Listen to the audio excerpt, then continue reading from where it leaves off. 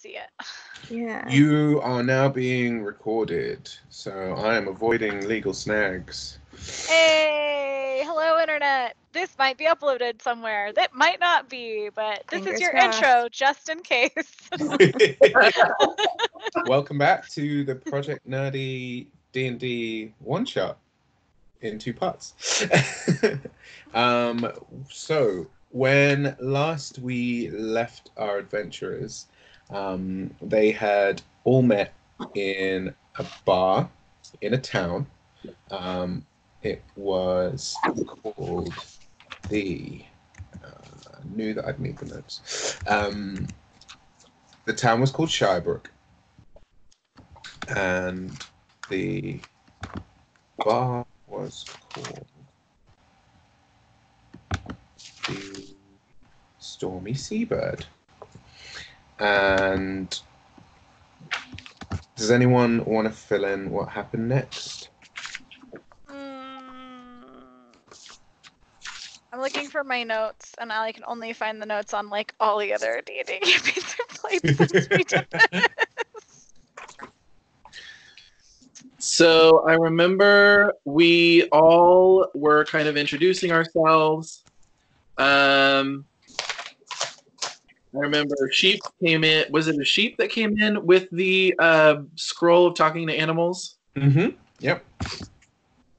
Mm-hmm. And then I believe our tall friend talked to the animals, talked to the sheep, whose name I don't remember. Luna. The tall friend was called Luna, yeah. Okay. And the sheep was called...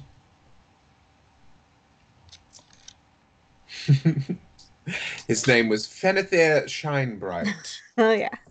Great. He was Yeah, not my notes are actually all a sheep, gone. Great. if you'll remember. He was an elven mage of great power and import. You do Stuck well in to the remember it. sheep's body. So what happened next? We went outside. There were some wolfy guys and another guy. And then the other guy, I think, ended up getting the sheep and running, and so we needed to chase after him. I think we questioned someone to get more information. Mm-hmm. I used 1 spell slot. Yeah. So you met Guz, who Guz was the bodyguard, yes. Yeah. I have that down. Of the apprentice to Just kidding, I used Fenethir. 2 spell slots. 3 spell slots? I used 3 spell slots? Sorry. Okay, it's fine. Now that I've played more D&D, I know how... That was. How resources work, yeah. Yeah. Okay. Yeah, so you managed to put the hurt on Guz, and he turned tail and ran. But you befriended one of the wolf kind of heavies that was part of Guz's combat party. Because I was a kid at one point, maybe?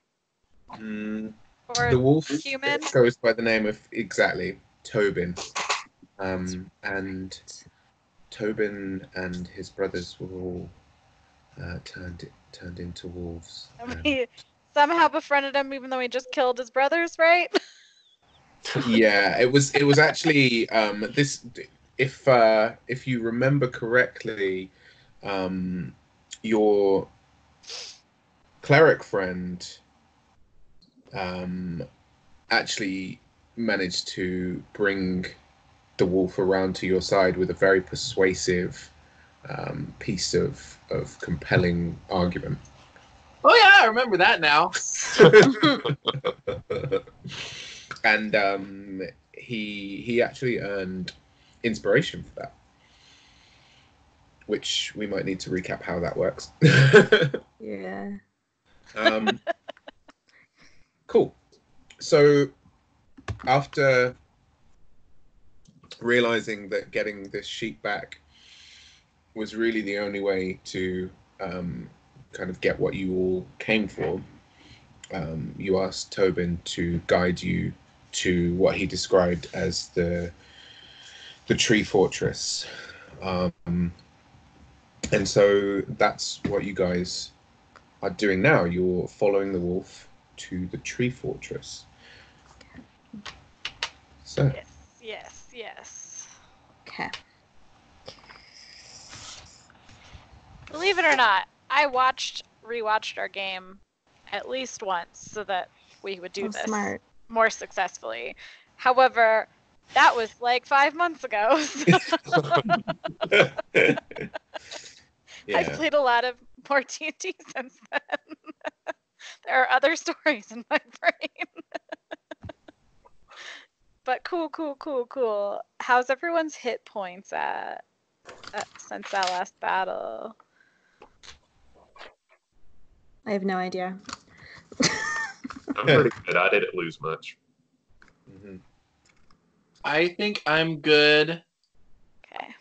because Yeah. I believe Luna healed me. Yeah. Yep. So one of the spell slots that Luna Mhm, used was it was one of her second level spell slots to cast healing touch, I think, or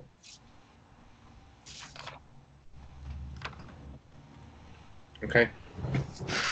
Okay. So we're following a wolf. Yep. And we're following and we're walking. And so you begin to spot, it's not difficult to spot for anyone, the signs of lots and lots of paw tracks going back and forth from what you can now see is an absolutely gigantic tree house fortress structure. It's on multiple levels, and it's huge. It's like, imagine like a multi-story apartment building, but built into a tree. Mm. So what do you want to do? We have a rogue, right? I feel like we have a rogue. Yes. Someone who can stealth around and That's hash it me. out. Also, we can ask our wolf friend more details and about any details that we know about. And how to get in. Yeah. Yeah. And like who's there. Where to go. Layouts, expectations. Cool. So essentially the area as you see it, at this level, all you can really see is kind of the garden area. But directly ahead of you, you can see two more wolves, who are kind of, they seem to be playing some kind of game. It's not really clear what it is from this distance. But yeah, you can see them. You can see them playing a game, and then you also have some cages down the one side that all have animals inside them, looking restless and kind of trying to pace back and forth in the tiny amount of space that they have.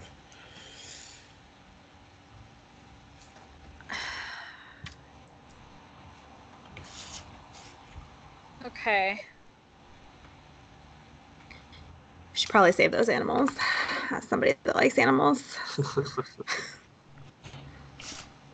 I mean, if they were other people, yeah, we need to save them. We came to save the animals. How are we gonna do it? So, as a druid, I can wild shape into a beast that I've seen before twice per short rest. Impressive stuff. And I can stay in shape for 2 hours before reverting back to my normal form. Or, if I fall unconscious and drop to 0 hit points or die. Like, that's the other way that I come back. But, in order to make it less conspicuous, I could be a wolf. I can assume the form of one of them that we saw before, as long as that's okay with our wolfy friend, who's Tobin? Tobin. Mhm. Tobin? As long as it's okay with Tobin. That it wouldn't be too upsetting to assume the form of someone who's not still with us, but it would make one of us less suspicious. The wolf kind of does the closest equivalent you've ever seen a wolf do to a shrug. Okay. And when we get to that point, just I believe I can use Mage Hand to pick locks or something like that. So that's an option. And as a rogue, your mage hand is invisible. It is Yeah. invisible, yeah. Which is useful.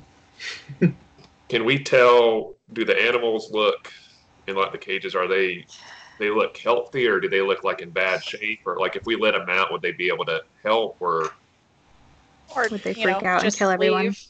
From this distance, I mean you're a good sort of 30-40 feet away from the nearest cage. What you can see is a bunch of animals that just look trapped and restless. You can't really make out their condition, whether they Tobin, look. are those people? Ooh. The wolf nods. Ooh. Do we want to try to let them out to create a distraction? Yeah. Hey, Mage Hand. yeah, yeah, I can attempt Mage Hand. So as I guess maybe I could attempt the closest one to us first, just to go from there. So what do I do to do that? Okay, so the way that Mage Hand works is a cantrip, so you don't have to expend any resources to use it. You do need, I think, do you have Mage Hand visible right now?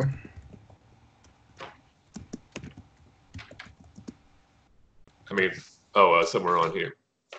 Yeah. It's all good. I think, so it's a 30-foot range.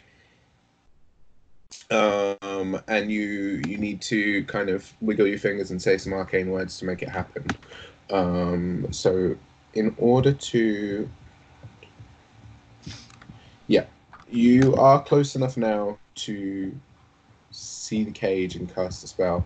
And essentially you'd extend the hand out and use it as if it were your own hand. So you need to make a sleight of hand check to attempt to pick that lock. All right. So what do I roll for a sleight of hand check? So you roll a d20.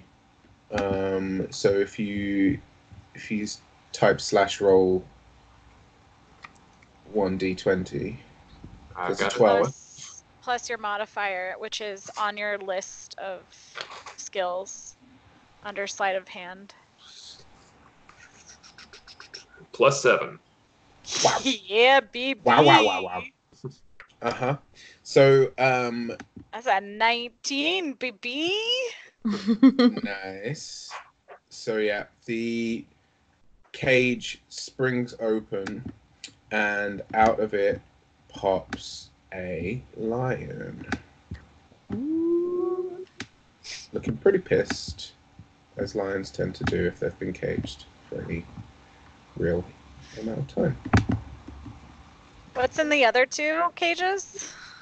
From here, you can see it looks like another wolf and a cat of some description, a pretty large sort of wildcat type creature. Okay.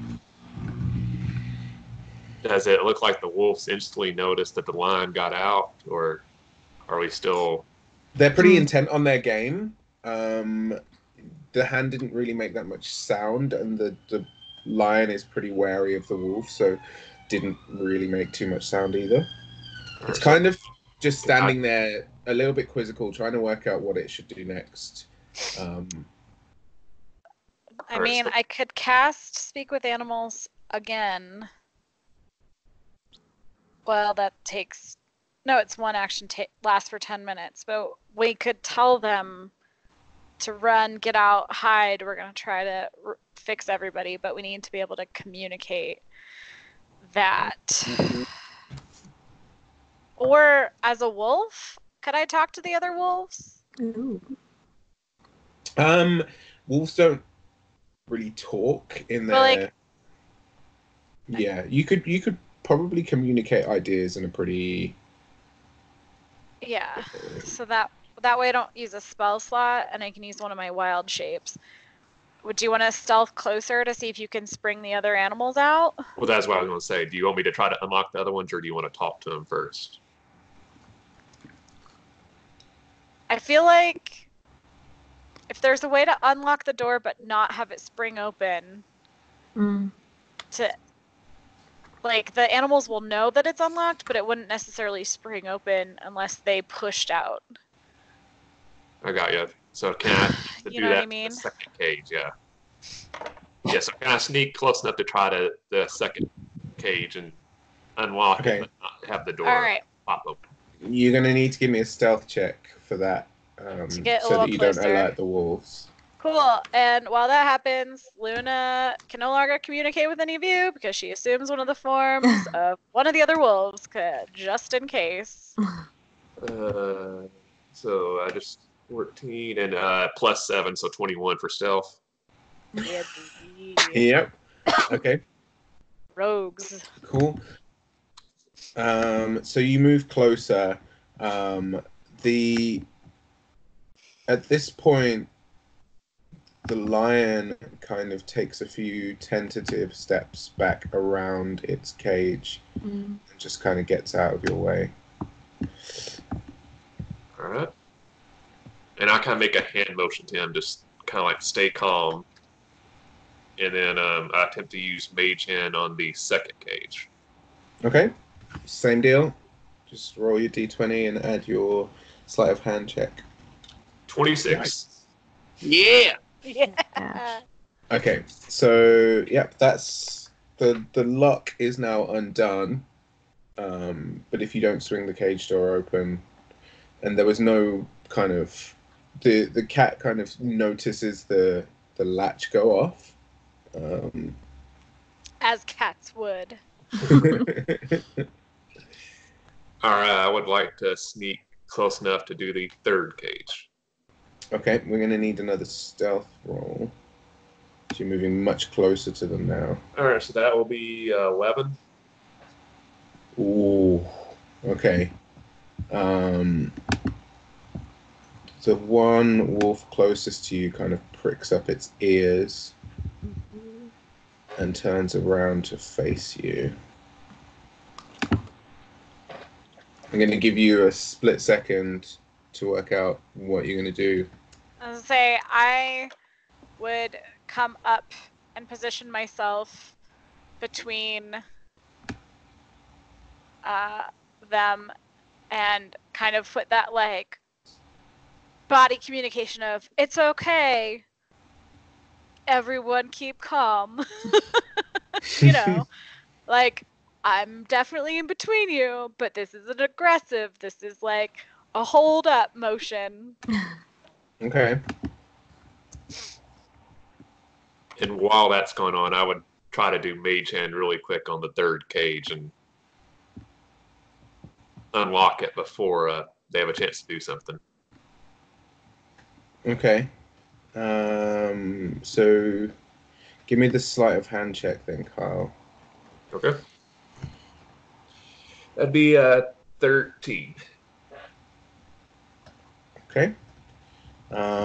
So you can feel the hand kind of try to lift the lock on this cage, but it just slips.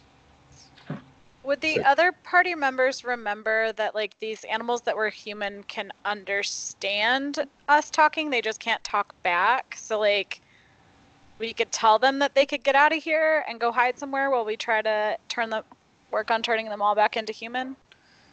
Like, would the other party's members remember that? I Like- mean, Because, like, the wolf, just when we talked to the wolf, did a yes or no. So, like, do they remember? I guess it's difficult to separate player from character in this instance because that knowledge has kind of been reminded.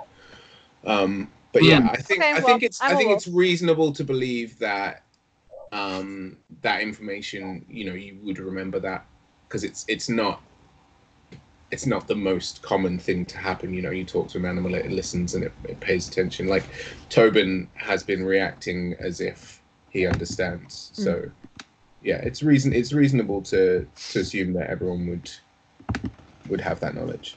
cool. Everyone remember I'm a wolf. I can't say anything. Make other choices. All right, so I would want to kind of like dash up behind, like kind of next to behind our rogue friend, and kind of like holler over to the animals in the cages and just kind of the wolves in general, like, if you can understand us, we're here to help. Everybody calm down. And you say holler as if you're kind of yelling that? Kind of like a low, like, Whisper shout. whisper shout. Stage whisper. Yeah, like a stage whisper. Yeah. Okay. I need a persuasion check from you. Okay.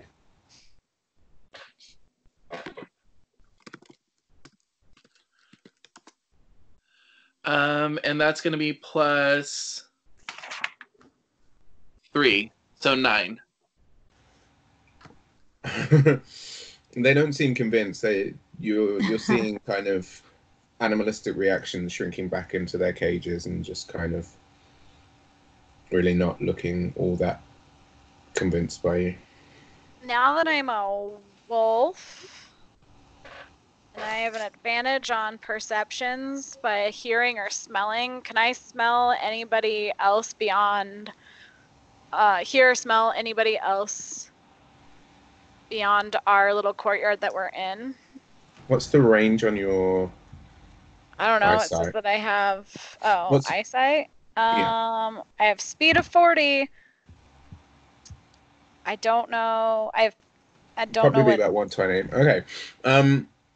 You can hear kind of up in the middle level of the tree, the kind of characteristic shuffling and scraping of a person wandering around a room, and the kind of clinking and clanging of bottles. I'm gonna look over at my short friend who's now taller than me. And kind of like, do that whole like thing, like nosing up at the second floor, like to indicate that I see, smell, or hear someone up there. It's up to you guys to understand if you understand doggy wolf stuff.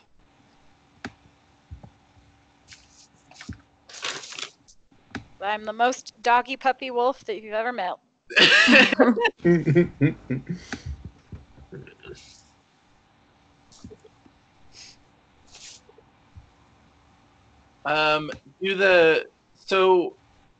Do the two wolves understand? Do they look like they're understanding us as well, or is it just the animals in the cages? No, every creature kind of looks like they understand. The wolves are at the moment just kind of staring down Luna. Their hackles are kind of raised. They do look pretty aggressive. Have they spotted Tobin yet at all? No, they're And me? focused on you, on your kind of two front people. Yeah. Yeah, I'm definitely just staying ready. Not like I am not attacking. Like this says I can only have an action to bite, but like I also know like I can also just implement the whole like a standard action, right? Like I can dodge or whatever, like I'm ready to dodge or opportunity attack if one of the wolves go for any of my friends, but like I'm not actively going to attack them. Like I'm not hackles raised. I'm not yeah. Okay. I'm not showing aggression. I'm just showing like separation between. So I would like to kind of motion. I like how the cat is like I'm like, it's gone. slunk off. With the lion. The cat. The lion and the cat have like peaced out. They're like, not today. Yeah. So the animals in the cages are kind of assessing the situation and just making their own decisions. You've essentially you're distracting the wolves enough that you've essentially freed 2 out of 4 of the animals in the cages. 2 out of 4? There's more? There's 4. Yeah, so at this distance now you can see the final Ooh. cage. And also there is an outhouse that is closed off. I know the door looks open in this image, but it's closed. Okay. I'm using what little resources I have available. No, that's team. I okay. didn't pay for That's this. okay. No, that's fine. Is that like can a I- lizard or a velociraptor in that last one? That's great. Can I sneak around the wolves to kind of go hang out by the outhouse and like kind of stand guard on that side and see what's going on? I mean, you can certainly try. Give me a stealth check. I don't know how to do that. So, as ever, roll a d20 Mm-hmm. and then add whatever number is next to stealth on your character sheet. What if I don't see stealth on my character sheet? It'll be under dexterity. Got it. It's a Under- 4. Thanks, guys. Skills. Sorry. Yeah. I'm like probably the most novice. Okay. So, oh, that wasn't very good. I got a 5. I rolled a 1 and then +4. Okay, so you managed to make it over there, but the wolves definitely See. notice you, and in fact, one of them just kind of starts prowling towards you, not too threateningly, but kind of casually, looking Sure. like it's it's checking and seeing what you're doing. Can I wave Tobin over to kind of join us and try and mediate what's going on here?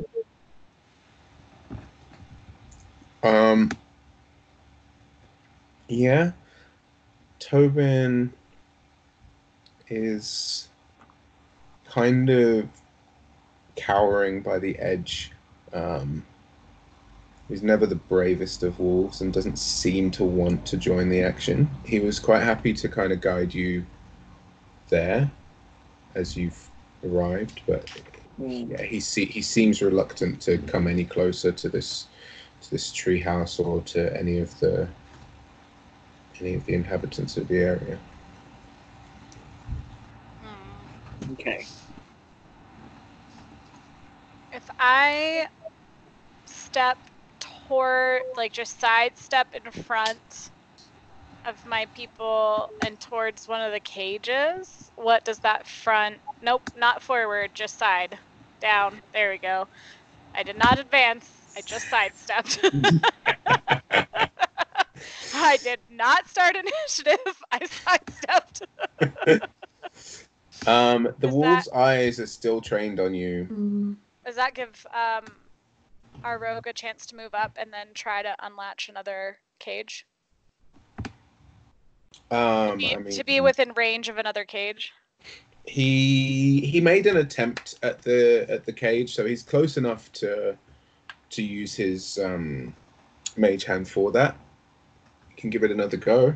Because I'm just trying to count spaces as far as getting closer, maybe even the one that Holly's by. Okay. I mean, is that something that you want to do? But I'm just trying to Okay. give more space to my characters, and my friends, my party. That's the word. I got it. Yeah. Yeah. So I guess taking that lead, I'd move up, kind of almost next to the second cage that I emptied, but where I'm still being shielded. Yeah, and then make an attempt to use Mage Hand on that fourth cage, the one. Okay. The lizard cage. Okay. Let's see what you can do.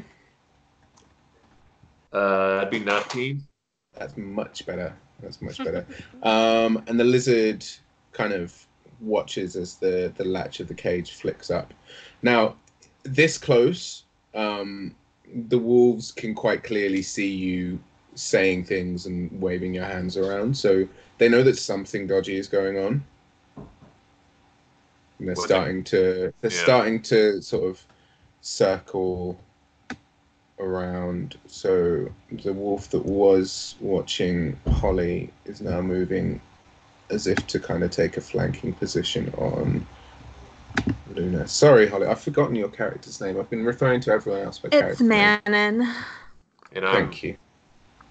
And I'm Wicket. Wicket. Yes. I would say, even though I'm realizing I might be getting in trouble, but with my newfound competence of doing the fourth cage, I want to try Mage Hand on that third cage one more time to try to get the last animal out. Okay. You can certainly try.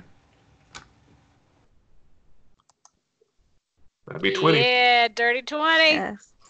Nice. Nice. So, yeah, everyone in the cages is now free. And they're just going to take this opportunity to chill for a second while all y'all are doing your craziness.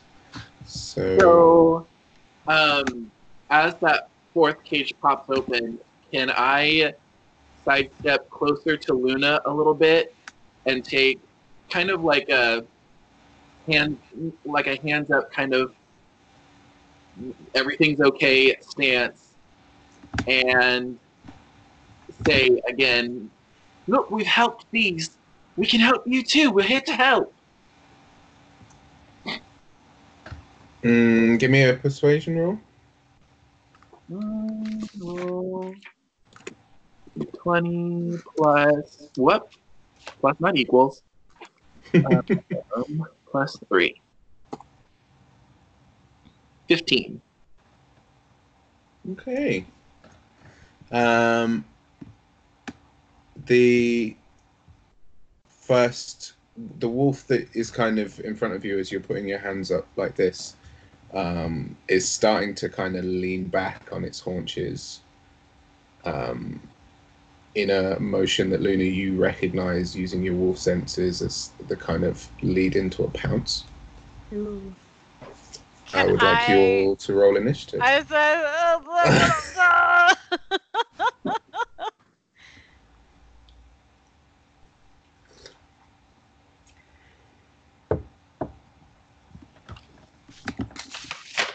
Wait, Okay. so are we really rolling initiative? Okay. Yeah. Yeah. Yeah.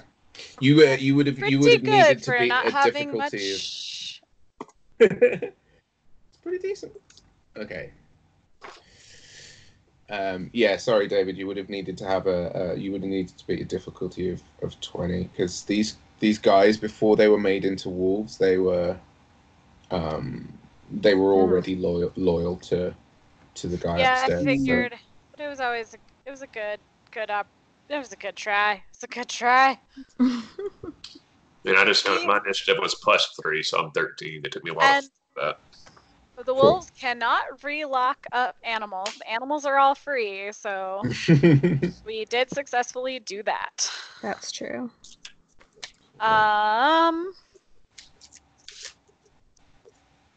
Dang, you have a +4 to initiative. That's pretty impressive. What is your plus to initiative, Kyle? +3. Okay. So the 19, order is 13, going to 6 be and 5. 4. yeah. So the order is going to be Luna, Wicket, Manon, and then Pike. And somewhere in there, some wolves. All right.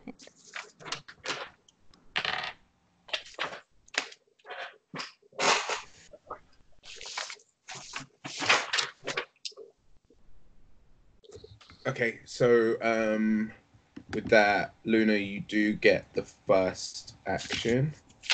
Okay. I want to run around to the backside of the wolf that's going to pounce on.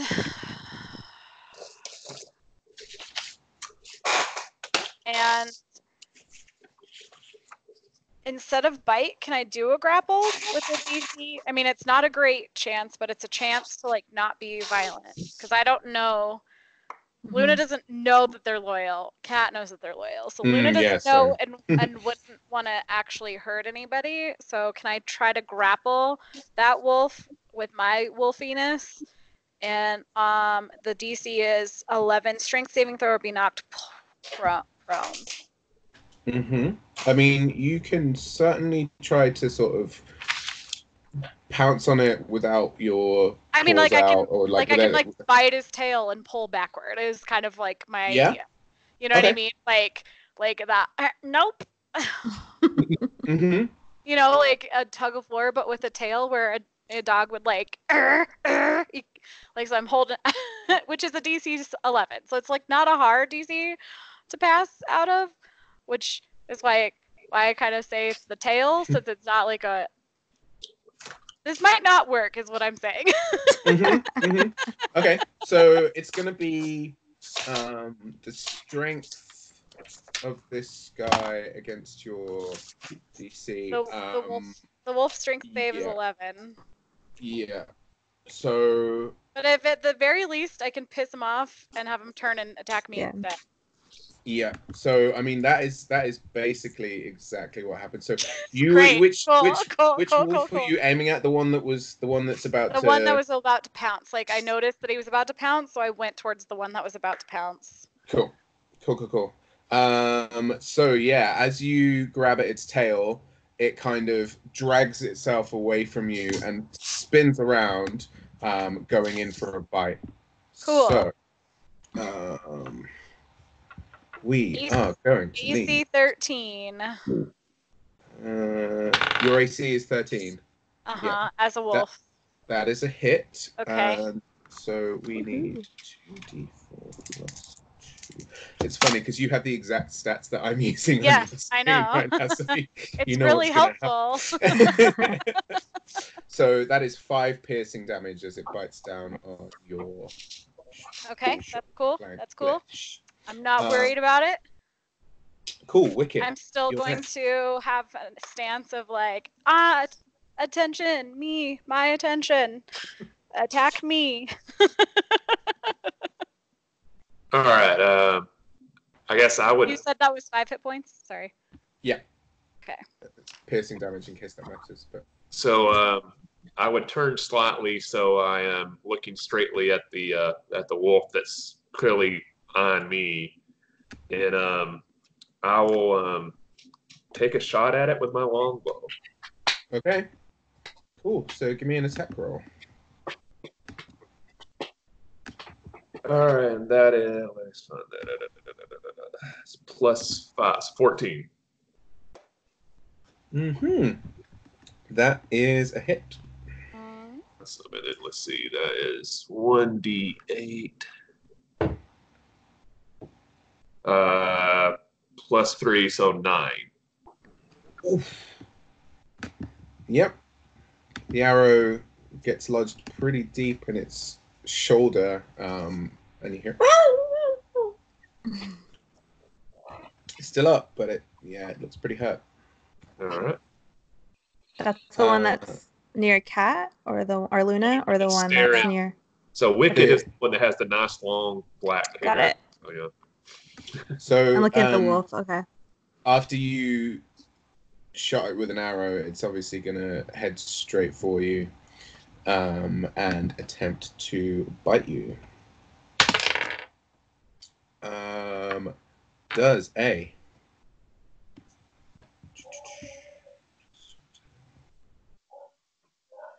10 hit you? It does not. My AC is 14. Ayy. It kind of gnashes at you with its fangs, but being the flexible, dexterous elf that you are, you kind of duck out of the way. Okay, so next up we have Manon. So I'm gonna say Wicket, no, and I'm gonna try and aim with my longbow as well to finally debilitate that wolf. Cool.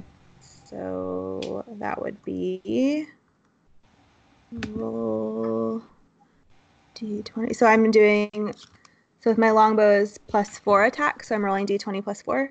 Is that right? Yep. Oh yeah. Yeah, that's gonna hit. Yeah.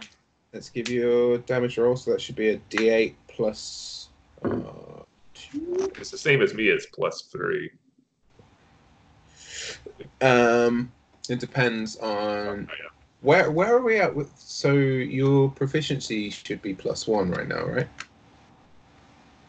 +2. My proficiency bonus is +2. Okay, and your dexterity bonus is +2 as well. Then. Mm-hmm. Yeah, so it'll be +2. So I'm rolling a d8 +2. Yeah.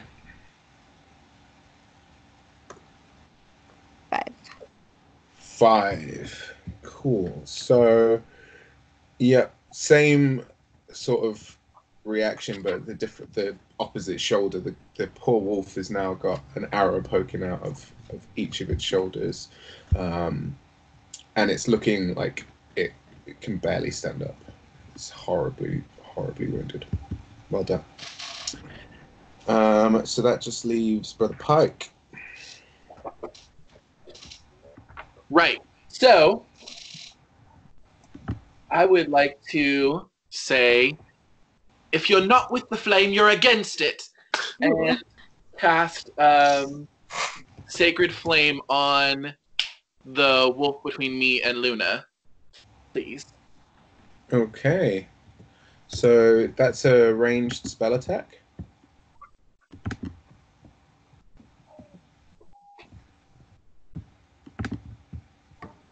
So you need to roll your d20 plus whatever your spell modifier is. So that would be your wisdom plus proficiency. So wisdom +2 proficiency is 2, so +4. Oh, wait. You know what? I'm lying to you. You don't need to do anything.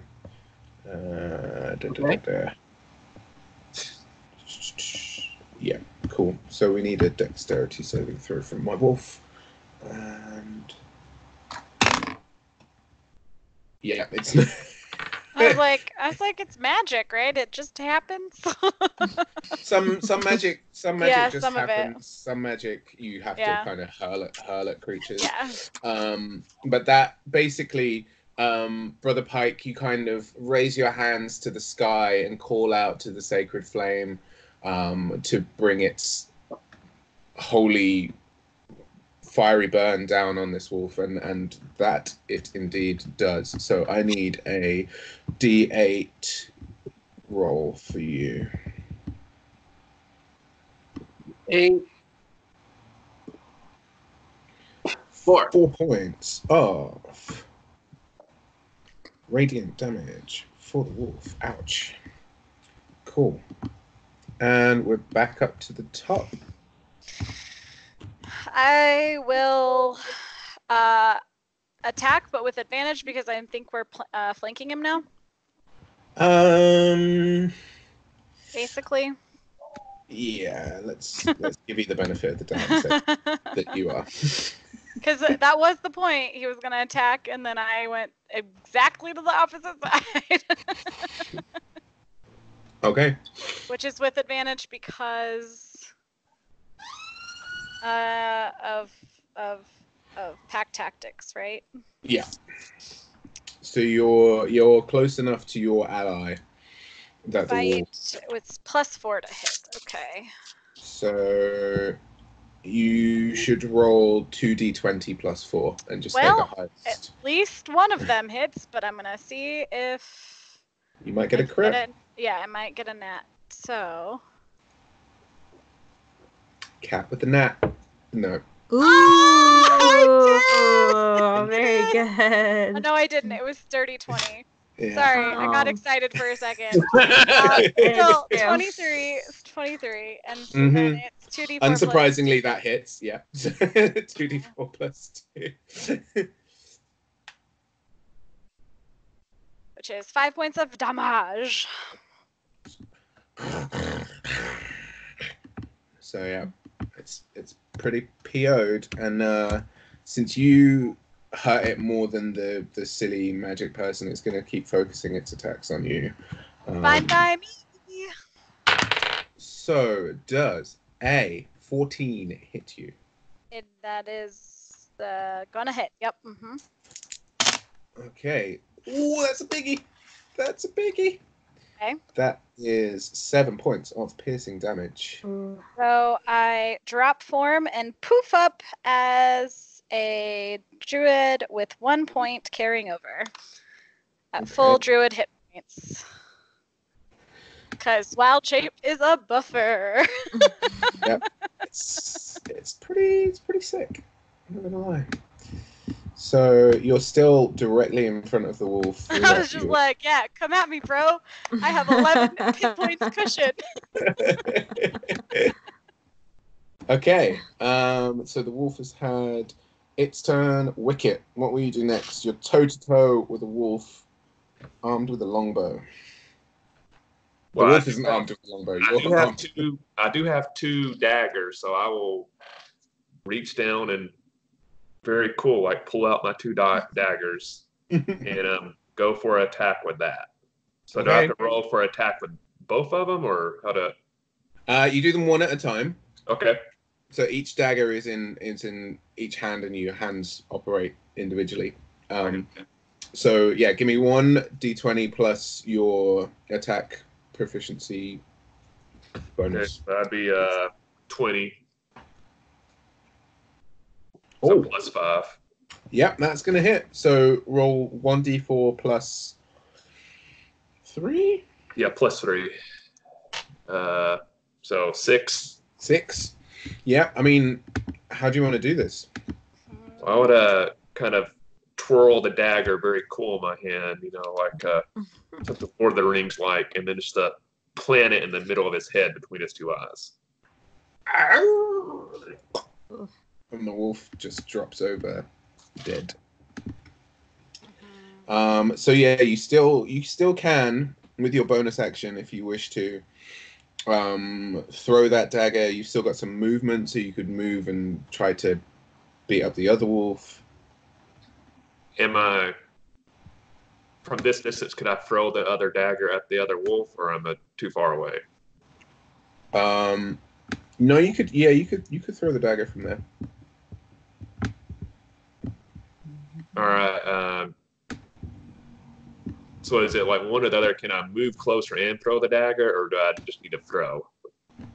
You don't need to move if you want to throw the dagger. You can just throw it straight away. Well, I'll again twirl the other dagger and then throw it at him. Okay, so say it's the same kind of attack roll, so it'll be 1d20 plus 5. All right, 20 again. Yep, so you're going to hit, and then the damage on a thrown dagger, again, is the same as stabbing with it, so 1d4 plus 3. 3, so 4. 4.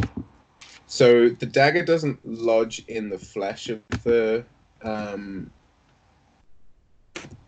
wolf, it just kind of grazes its shoulder as it goes past and lands at the feet of Luna. But yeah, you do some damage to it on the way past. Awesome. Cool. So that second wolf that Before, because I can't remember how it went the first time when we, and you might be addressing that now. Like when I kill the one wolf, does it stay a wolf or does it transform or? Yeah, so the one wolf that was kind of toe to toe with you is now like a naked human male, Ooh. just kind of laying at your feet in Oh, a wow. pool of its own blood with a dagger sticking out of his head. Good. Manon.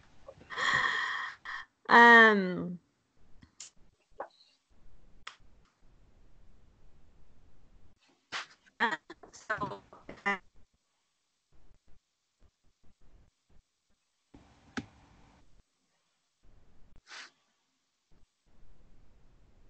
You still there, Holly? Uh-oh.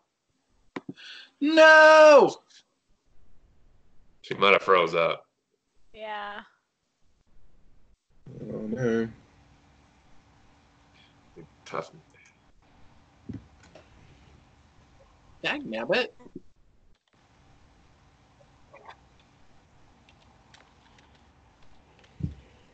I can text her really quick.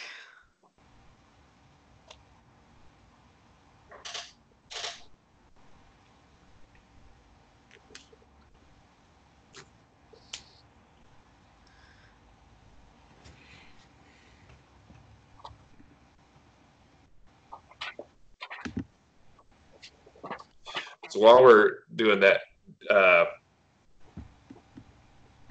Holly was There still we my go. turn. Could I have got my dagger back from the thing I just stabbed, or do I have to wait next turn to do that? You'll need to wait basically until the initiative is done, basically. Okay. All right. Okay, sorry. Is it my turn still? Yeah. It is your turn, yeah. Okay. My internet's just ridiculous. Okay, so I'm really worried about Luna right now, so I kind of want to run over and distract the wolf, maybe to the left of it, just kind of like Okay. yelling and stuff, and hoping that the next person might be able to take a final shot at it. Okay, the closest that you can get with the movement that you have is here. Okay. And can I yell from here and just be like, "Hey, wolf." Mm-hmm. Okay. Do I need to roll anything? No. It's gonna turn. Can you give me an intimidation roll, actually? Yes. Oh, good. -1. You got it.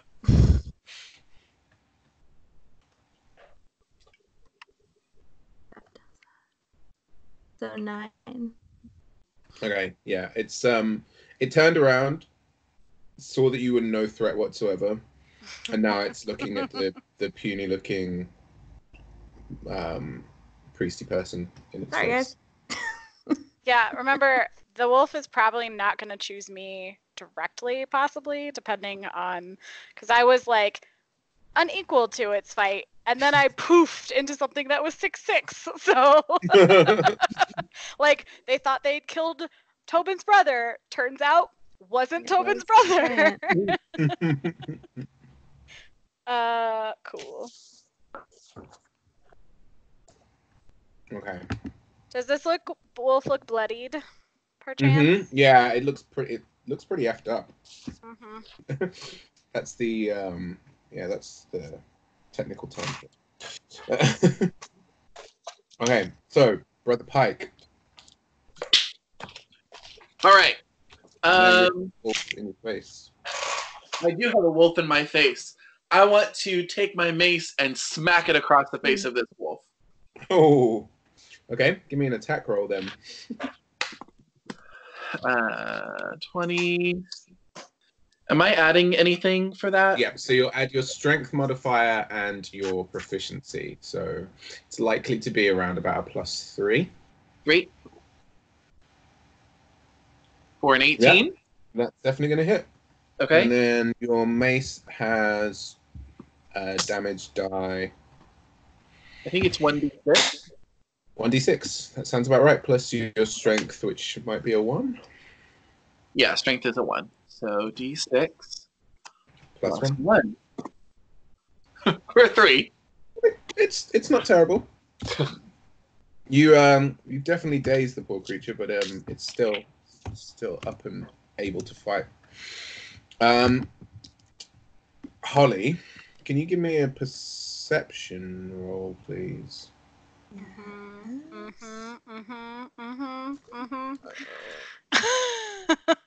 That's something in the house. Is that a D20 plus my perception? Yep. That's +4.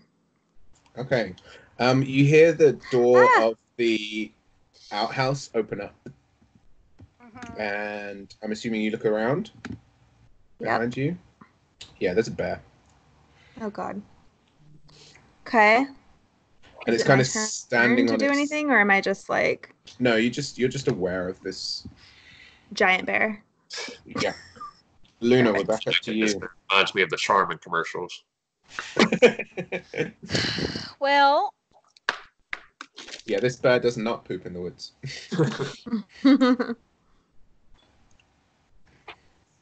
I'm gonna shillelagh that wolf with my staff.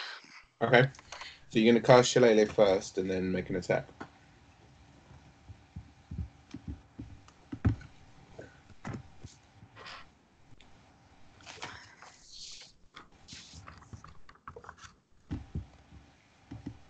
Aw, man. That is gonna miss. Well, I swipe it in its general direction. This wolf is pretty damn terrified at this point. It's just seen the other member. Do I have a free action to speak? Yeah, totally.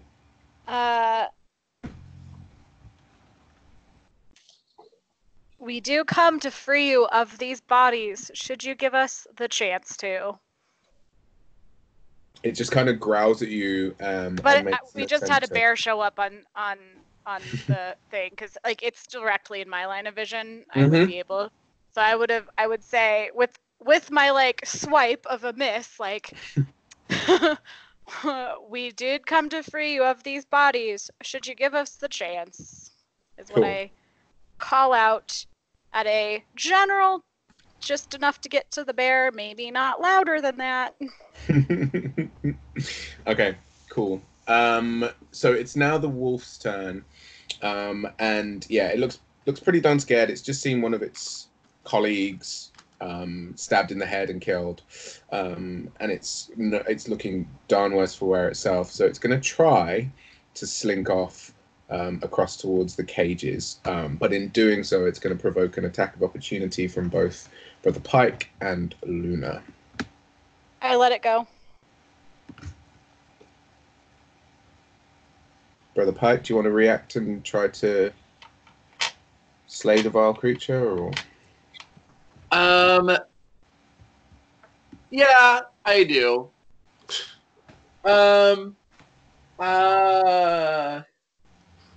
Can I call one more sacred flame down on top of it as it tries to run away? Do you happen to have the feat Warcaster? Not that I know of. It's possible that you do. It'll be under your little section called Features and Traits. No, I don't think I have any feats. I know I have Sacred Flame as a cantrip. I don't know if that... So essentially what happens is, with an attack of opportunity, it's someone trying their darndest to just get out of your reach, and you can use the timing of a reaction to lash out and stop them from doing it. I don't have enough time to actually cast something. Yeah, so... You'd have to do a physical attack. Okay. Unarmed or... But warcasters are so experienced in casting spells in combat that they've managed to gain the ability, with practice to like get them out quicker, and so they can use them as a reaction for an attack. Right. Okay, I see what you're saying. Okay, yeah, no, that's not going to work. So, wow, that's a little meta. Okay, so can I just swipe at it with my mace as it goes past? Okay. Give me an attack roll. Roll. D20. Plus 3. What? Plus and not equals. 3. Plus 3. 13. That is exactly enough to hit this wolf. So. And that mace is going to be 1d6 plus 1. In which case you can't possibly do anything but knock this wolf out. Minimum damage. Yeah. So. But yeah. it can be non-lethal damage. Like you could have chosen it. So what am I doing? You're either knocking this wolf out or killing it. Your choice. Oh. I'm going to kill it. All right. Okay. How do you want to do this? I'm going to bash it in the head. Yeah. With a great bash and say something spiritual that I don't know right now. Okay, so the sacred flame will take you in if you are worthy, and then cave in its skull. And in its place, there is now a naked human female covered in blood with a Good job, great David. big divot in the back of her head. Some murder people. Cool. So it is now Wicket's turn. And now what I've called out onto the battlefield sounds like a threat and not a cause. A cause. We will free calm. you of these bodies. Literally. Yeah, so that relates to my question. So, knowing the bear just happened to the second wolf, can I tell? I mean, does the bear look angry? Does he look frightened? Can I tell anything like that? From where you're standing, this looks like a bear that heard a bunch of commotion, has poked its head out and seen what's going on the battlefield, and at the moment looks a little bit confused. I do love the fact that in this bear form, he chose to go to the bathroom in the outhouse. Confused. Am I within 30 feet of the outhouse? On a diagonal? 2, 3, 4, 5. No, not quite. Because diagonals behave really weirdly in D&D, and they get kind of exponential. So the first one is 5, and then the second one is 10, so that makes it 15, and then the third one is 5, and then the fourth one is 10, so that makes it 30. So you could basically, if you wanted to move, you could get to here. You could put your mage hand here, or you could move here. Yeah, I was thinking of, can I stay as close to the cages as possible and get within 30 feet? Because I don't know if I want to get super close to a bear. Oh, I see what you're saying. Okay, so are you just trying to get within 30 feet of the bear? Yeah, I want to get within 30 feet of the outhouse. I want to get within 30 feet of the outhouse specifically, because I want to use Mage Hand to slam the outhouse door shut to see if maybe that will confuse and maybe scare him more. Maybe. Okay. Well, I mean, if he's aggressive or not. If you wanted to.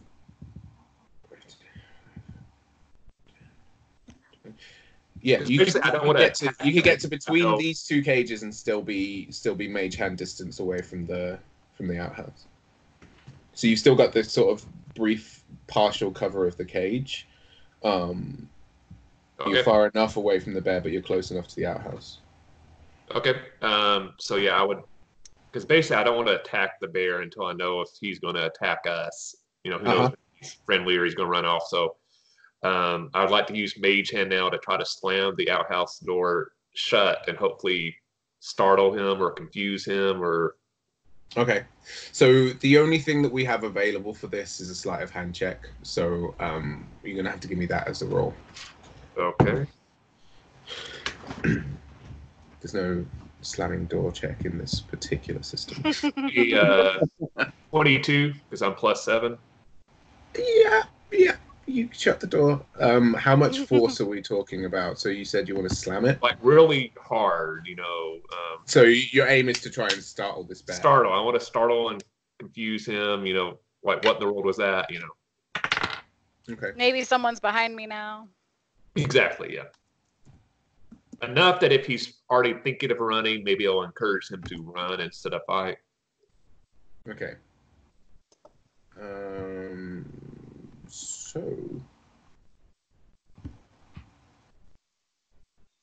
that was a 22. Yeah. So the bear kind of turns away from the battlefield momentarily to kind of check out the noise. Spots that it was the outhouse door closing, and then turns right back to the battlefield. Okay. Cool. Manon. Okay, so I'm gonna turn to you guys and say, I think we have a bigger problem over here. Do you think maybe we could do this next one without killing everything in sight? See, I don't want to attack. Yeah, I don't know what action I would do next other than just like getting you guys like pay attention over here. Stuff's getting weird. And maybe back away a little. Do you want to hold an action to attack if something attacks you, or do you want to completely pass? Can I do like a defensive sort of action? Like I'm getting ready maybe? I don't want to threaten it. So yeah, your standard actions are attack, cast a spell, dash, disengage, dodge, help, hide, ready, search, use an object, opportunity attack, grapple, shove, improvise, two-weapon fighting, interact with opponent. That might not all be there for you, but like you could hold your attack in case someone, like if the bear comes at you, since you're the closest, you can hold an attack to like basically as soon as he starts stepping aggressively towards you, you could then attack, or you could hold a dodge action, which would give him disadvantage on attacking you should he attack you. I feel like those are the two most like hold steady things that you could do without completely giving up your turn. Okay, so maybe I'll hold a dodge. Okay. So I mean, you wouldn't hold the dodge action. You'd take the dodge action. So that. Yeah, you're then poised and ready. Okay. Yeah. For incoming attacks. Okay. So yeah, that's your action for the turn. You dodge. Do you want to move anywhere? Do you want to?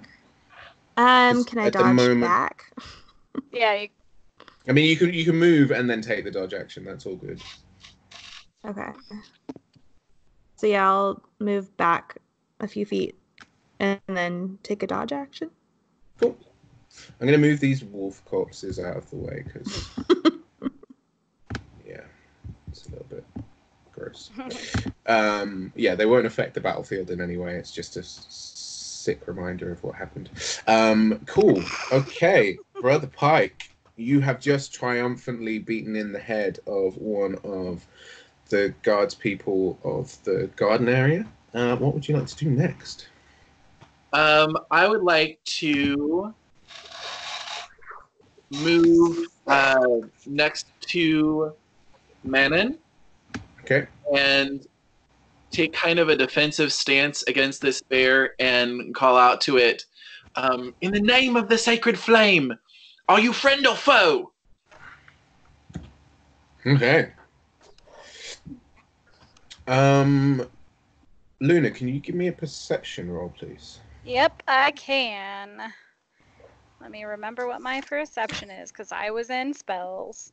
Perception +5.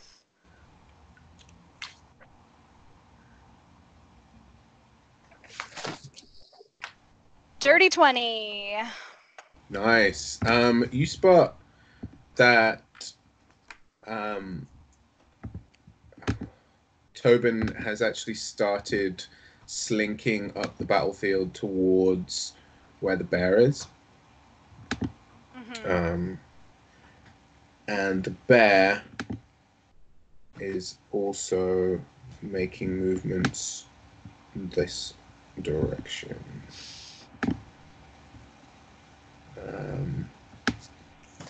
That is the bear's turn.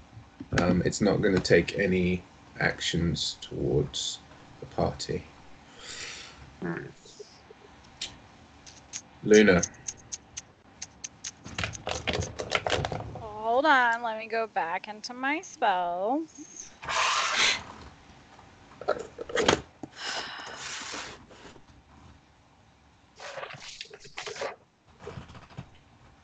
I just am so worried.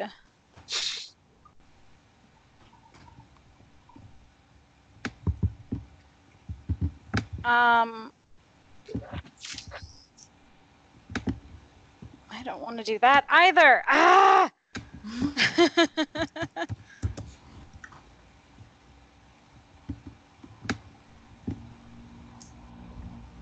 I'm going to move. Can I use my action to double movement? Dash? Yeah, dash in the sense that I'm moving all of my movement, but trying not to be like aggressively. I just want to move up to where my friends are, but also over towards the outhouse and kind of look up at that second story that I was nervous about earlier. And as I pass them, be like, this isn't our only foe on the field. Like basically come up, say this isn't our only foe on the field to them, and then move over there and kind of look up to see how that second story window's doing. Okay.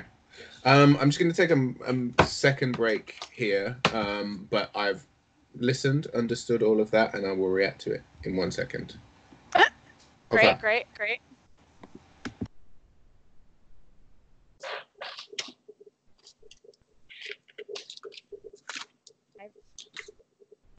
I don't really know. Oh. No. Nope, that's not what I wanted. Nope. I don't want to break this. Shit. I'm probably still here. I'm still here. Yeah, you're still here. Okay, how do I? Oh, okay. You all are back all big sized again. Oh, good. Ryan's still recording.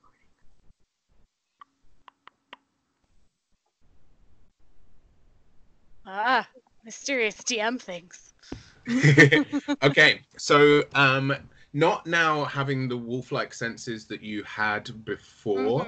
You can no longer hear what's going on that floor, but being an open plan tower that it is, you can kind of see up on the top there. Give me a perception roll. Okay.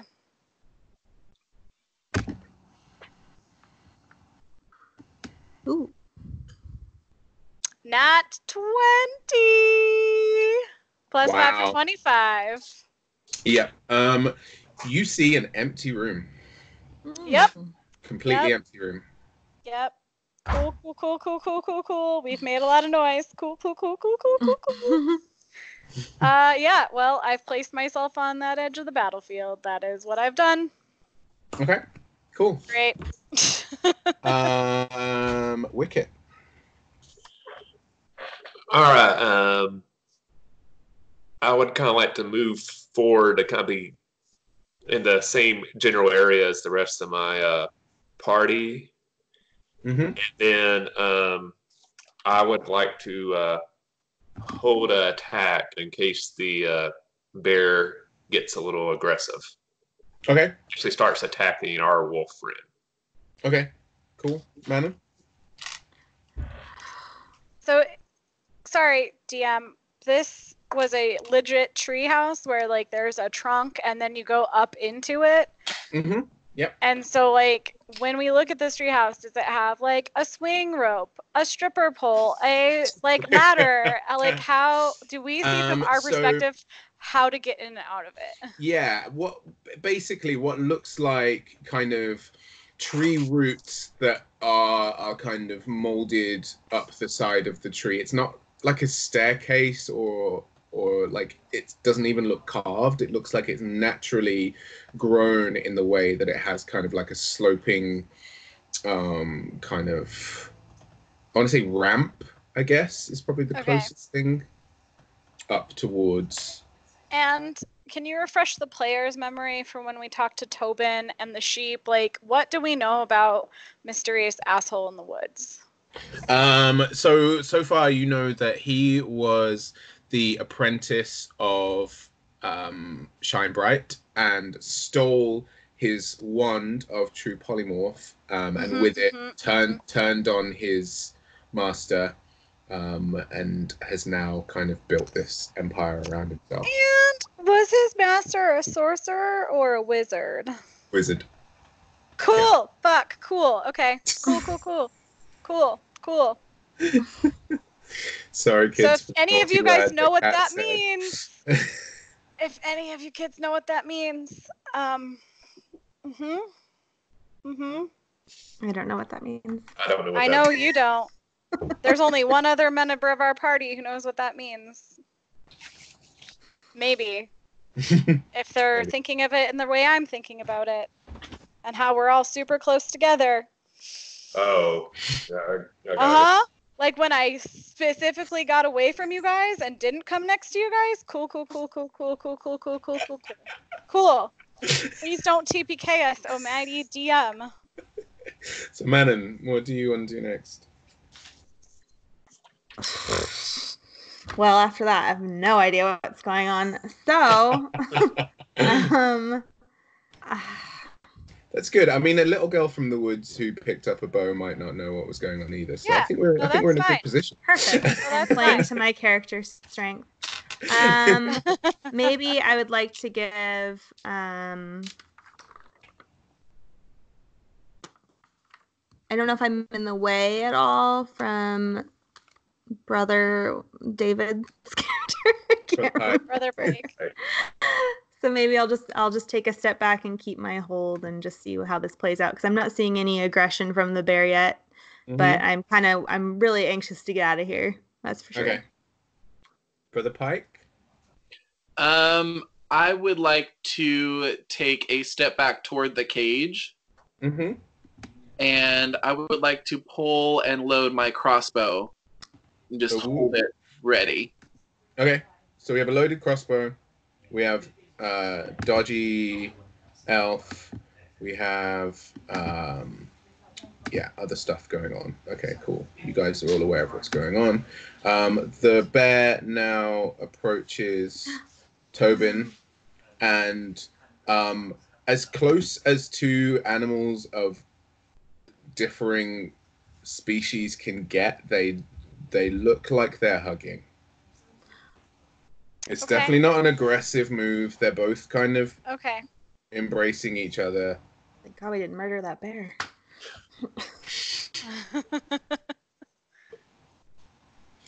All right. Okay. Would you say we're out of defensive initiative or I no? Would love to say that. However, I don't think we are. That's what I thought. As the two embrace, you all hear a mighty crash from the top floor of the treehouse, and out flies what can only be described as an orc riding a bed with wings. Or riding a bed with wings. Yep. So yeah, essentially it's like the frame of a bed, but like the bed sheets are billowing in the wind, and it's got like a wooden kind of tail that's writhing behind it. For all intents and purposes, it's an orc on a bed, and the bed has wings, and it looks like a freaking bed dragon. Wow. Escalated quickly. I mean, it escalated pretty slowly. It was like four rounds. Because we take forever. But yeah, it escalated. You're right. An hour later, it escalated. Do you remember, Ryan, what my challenge rating I'm allowed to be is? So are you a land or a moon druid? Oh, I just had it. I just was looking at it. Do you have like a whole bunch of spells, or do you have like more uses of wild shape. I am Circle of the Land. Okay, so you can get up to CR, I believe, with 4th level, so CR 1/2. Let me just double check.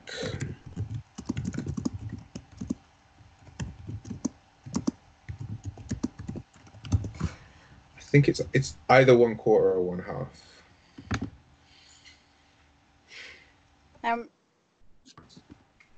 Oh, okay, I see that challenge one. Okay, so I can't. And I'm trying to figure out if there's a way I can look at They animals. they can't have a flight. Like they can't fly and they can't swim at this level.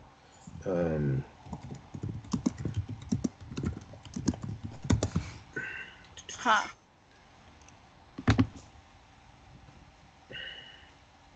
I just don't even think I can look at my list of beasts. Like, there isn't just a general list of beasts on D&D Beyond, so I think I'd have to Google it. Yeah. So there's like a 101 wild shape guide. I'm Druid. So Wild you shape could, list. yeah. Level 4. Thanks, Google. Thanks not for your hangouts, but for your resources to find lists on D&D stuff. I think you've got things like a boar or a horse or yeah. That's your kind of ballpark area at the moment. Hey guys, would a giant seahorse help right now? You can't be a giant seahorse because it can swim, but yeah, that's a good idea. Crazy idea, but no, at level 4 I get only no flying speed. I get swimming speed. Oh, you can. I'm looking at the list right now. Yeah, you're right. It's CR 1/2, and it can swim, but it can't fly. Sweet. Super duper sweet. So you could be like a giant toad. Other thing is, obviously, you need to have seen it. So, depending on the life that you've led up until this point. Yeah. This was a fun aside. Kat's gonna work out. Yeah, really quick. I'm so sorry. I just am jumping between It's cool. screens. Before that, anyway. 15-foot cone. What would that look like?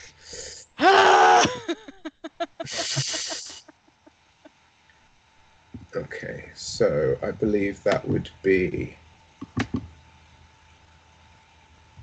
Pike and Manon from this point. Yep. Cool. And how high up is this figure, relatively? It's kind of hovering about 10 feet above the ground at this point. It's flown out the top of the building and just is like hovering in front of you. Okay. So So it's not like staying up at like 60 feet out of range of a lot of things. Cool. No, absolutely not. I would like a dexterity saving throw from Brother Pike and from Manon.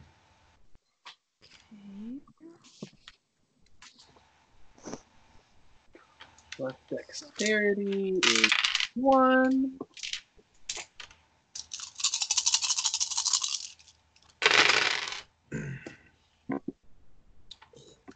I do believe that's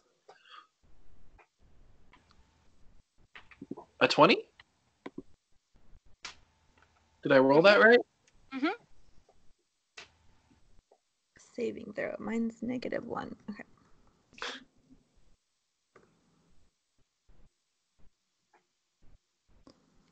Okay. So this is good for you.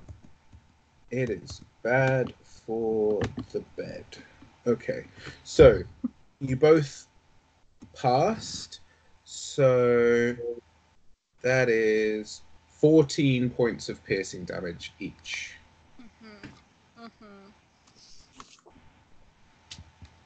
We're taking 14 points of piercing damage. So essentially, yeah, this was all mechanical chat. I'm gonna fluff it now. So the front of the bed, it's kind of the baseboards of the bed frame have kind of opened up into what looks like a gaping maw, and out of that space spit splinters, just a hail of splinters in a cone directly in front of you, and you're like trying to dodge out of the way so you don't get hit by as many of them as you could, but they lacerate your skin. It's just splinter after splinter after splinter, and it hurts like F. Yeah, it could have been 28 points of damage if you guys hadn't rolled so high. So cool, right? Wizards, yay! Luna.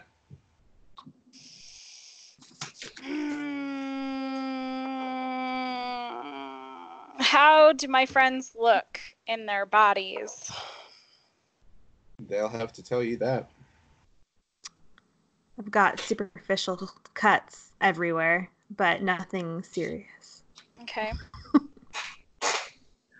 I am cut up pretty bad, but I'm still got my game face on. Oh my god. Okay. Do I want to do this? Okay.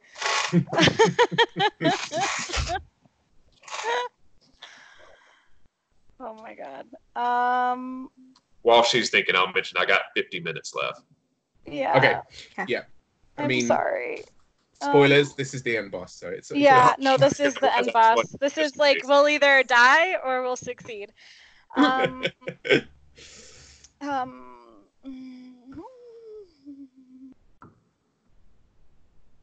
I can try this because this is the end boss, and either you guys will die or will succeed. So I'm gonna Misty Step onto the bed. Okay. And cast Shillelagh on my quarterstaff and hit him. Okay, so I think you already cast Shillelagh, so you. No, Shillelagh is a cantrip. Yeah, Oh, but so I can't cast twice. It's like a buff on the wood, right? So you've cast it. It's already on there. Yeah. Okay. So that's the thing. You're gonna have to tell me though, Misty Step, is that a bonus action? It is a bonus action. Sweet. Casting time, one bonus action. Briefly surrounded by silvery mist, you teleport up to 30 feet to an unoccupied space that you can see. So I land on the dragon bed next to him. Unoccupied space. Because if it's how big is your I think it's good. Is your bed? Like, is your bed a twin bed who's a dragon, or is it a queen bed who's a dragon? Is it a king bed who's a dragon? It's a king. And if, in fairness, if the guy can ride it, you can ride it too. Are you gonna hit the bed, or are you gonna hit the guy? I'm gonna hit the guy riding the bed. Super easy. Barely an inconvenience. Give me an attack roll. No.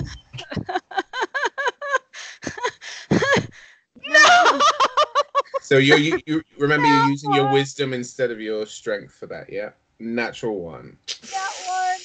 Yeah. So I mean, you had the nat 20 to know shit.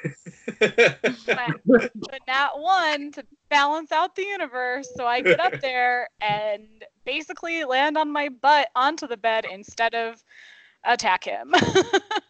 Yeah, so you're sat on top of a writhing living bed with bed sheets for wings and a wizard in front of you. Cool. So Wicket. It would have been so cool if I had like actually done something. I think that changes what I was going to do, because I'm afraid I might hurt my friend if I do what I was doing.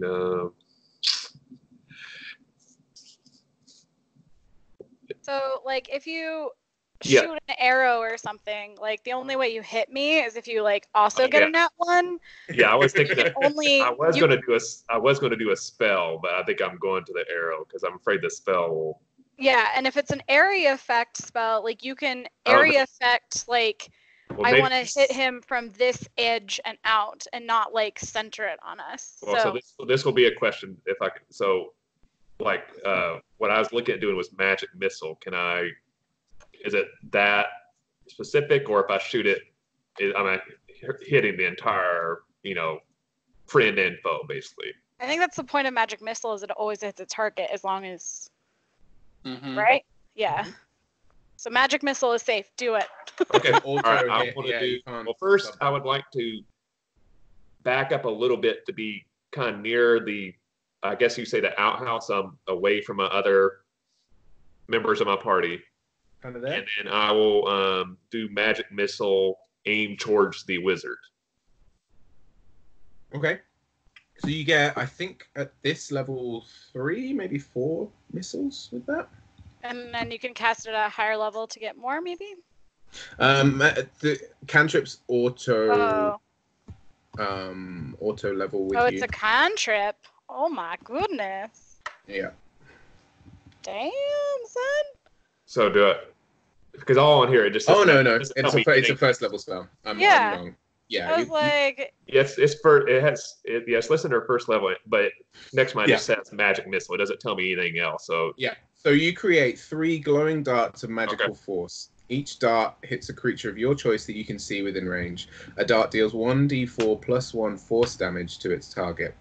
The darts strike simultaneously, and you can direct them to hit one or several creatures. So, essentially, you've got 3 auto-hitting 1d4 plus 1 darts of force energy going towards the wizard. yeah, I would like to do all 3 at the wizard. Okay. Cool. So roll the damage then. So you said D4, right? Yeah. So if they're all going at the wizard, roll 3d4 plus 3. Okay, so that would be plus 3. So yeah, 10, I guess then. 10 damage. Yep. Okay. Cool. So it's now his turn, and being faced with a pretty big druid on his bed dragon, he is going to attempt to push you off. So can you give me a strength a strength saving throw to resist being pushed off this bed? saving throw is different, right? Mm-hmm. Okay.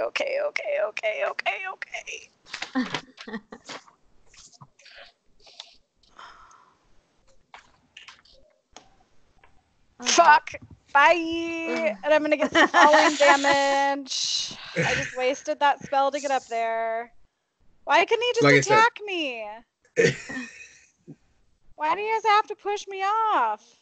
Because he's a wizard. He's not going to attack you.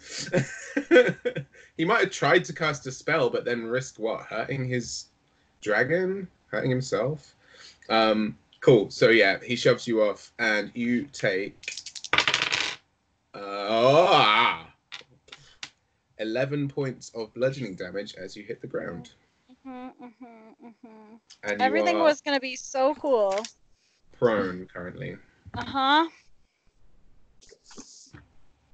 It was gonna be awesome, you guys. It was gonna be great. Me being up there. It's gonna be so cool.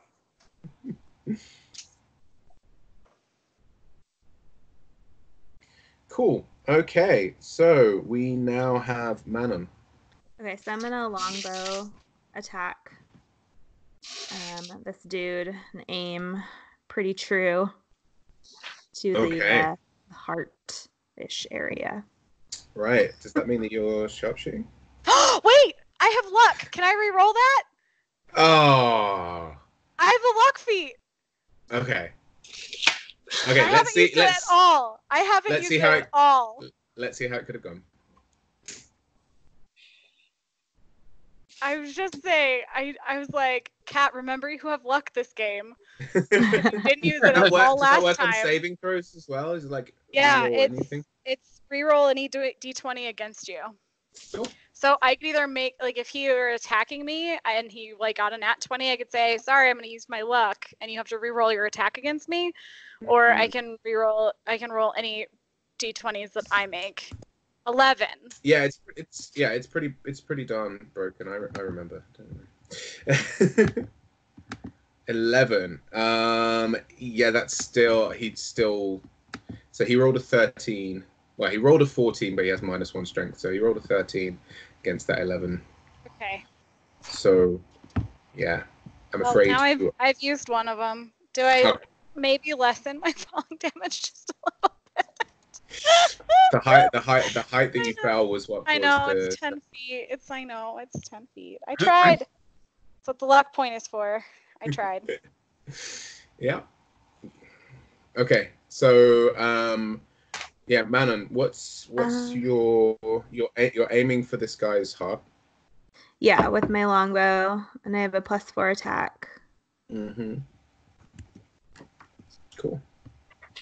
Ooh. You don't have sharpshooter, right? No. Okay. Cool. I think you're a tavern brawler. I remember you being pretty handy with your fists. Yes. So am I rolling again? Yeah, Each one 1 +4. d20 +4. Yeah. Cool. Yay. Cool. So, we're gonna need a d8 +2.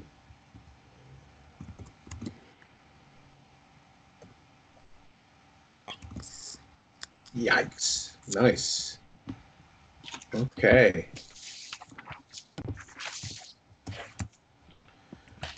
So, Brother Pike, it is your turn. All right. So I am going to. Well, okay. So quick technical question, Mm-hmm. because I'm looking at aid as a 2nd level spell. Mm-hmm. Where did it go? I just had it. If I'm reading this correctly, this says each target's hit point max and current hit points increase by 5. Is that so? That's gonna heal us 5, or it's just gonna take our max? It's basically like a kind of bubble. Okay. Yeah. So it doesn't. It technically it just gives you 5 more hit points. Okay. Okay. So in that case, I'm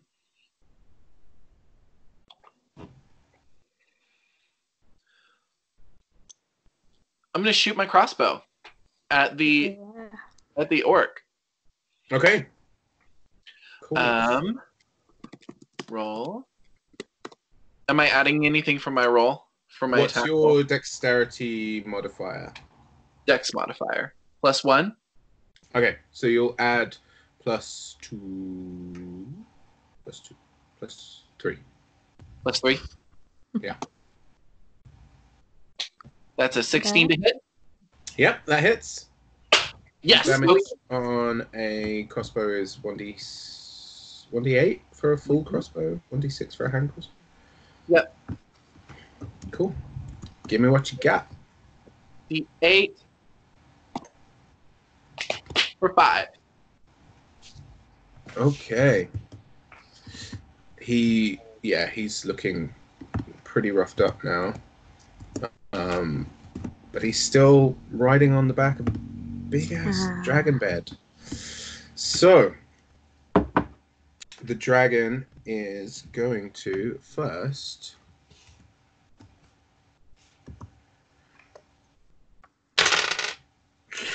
Nope. Okay, cool. So Is it getting back its dragon breath pointy spell thing? I mean, who knows? Yeah. Who knows? Like, is it a bed that just has stats of a dragon? So it's now gonna swoop down towards the last person that did it any real damage.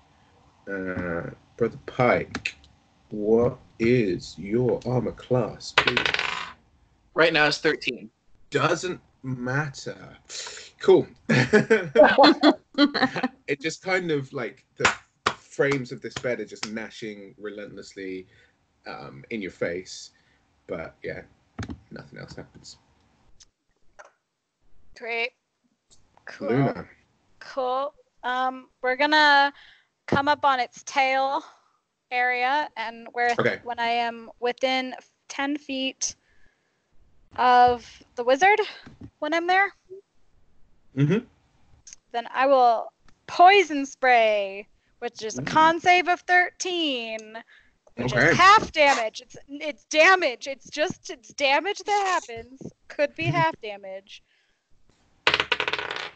Yeah, he's gonna make that save, so it'll be half of whatever you roll.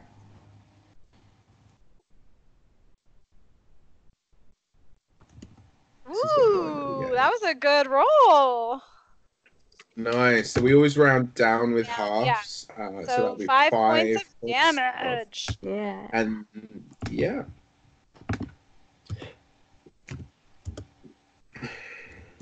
Okay. So, Wicket.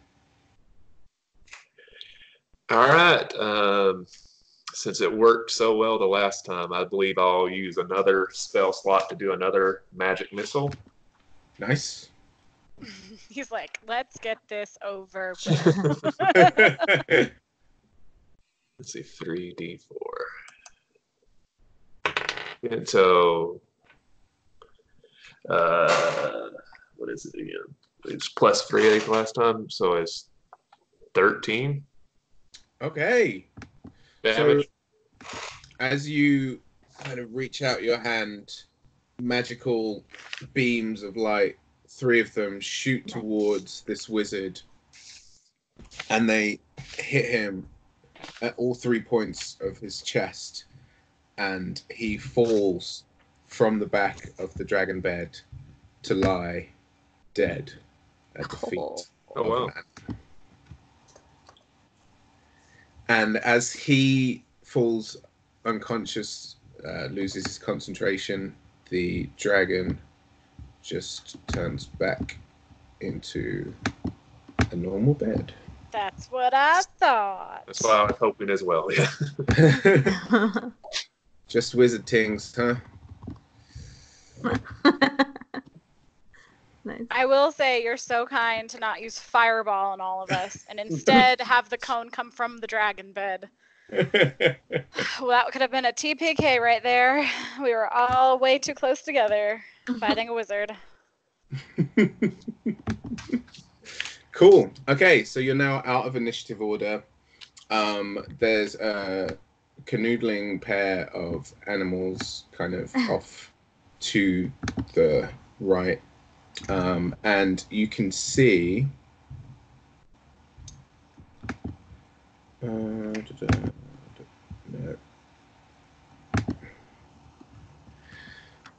That went the wrong way around.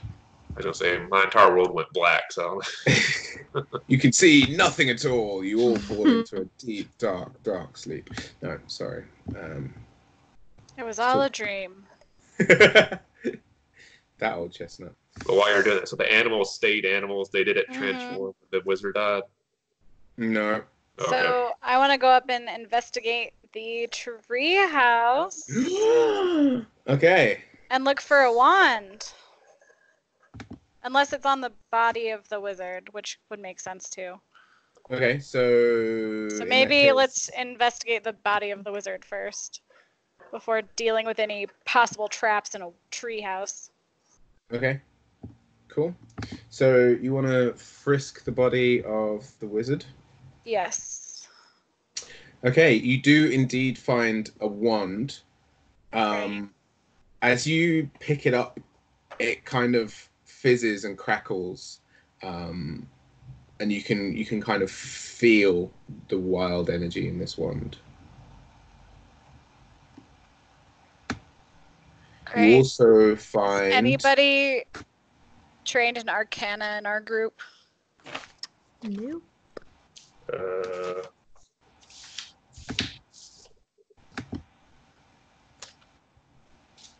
Nope. Yeah, I was worried about that. Okay. You also find a small pouch with 50 gold pieces inside. Hey. That's all he has on his person. And then we need to find the sheep. Yeah, that was gonna be my question. Where's the I'm sheep? gonna go ahead and cast Speak with Animals again. Mm-hmm. And call over Topin and the bear and say, hey guys, let's figure this out. Mhm. Also, who are you, bear? You seem nice. Glad we didn't kill you. In the meantime, can I close the eyes of the dead humans and say a little prayer, sacred flame over them, and kind of make the bed and say a prayer for it at the same time as if it has died? I mean, it's a bed. It's literally a bed. All the sheep's do it just anyway. kind of, but it's just a But yeah. I have 10 minutes to talk to any animals, so if somebody wants to go check the treehouse for traps, we can go look for our sheep. And get any information from our animal friends. So, because I'll be glad if I have one question. So on my sheet, I don't know. So at one point, I don't know if it means I don't have access to it or I do. Under my thing, I have under 8th level, I have 4 things mentioned. And I'm not sure if it's there but one of them is message. With message, can I message the sheep and ask where are you so we can find you?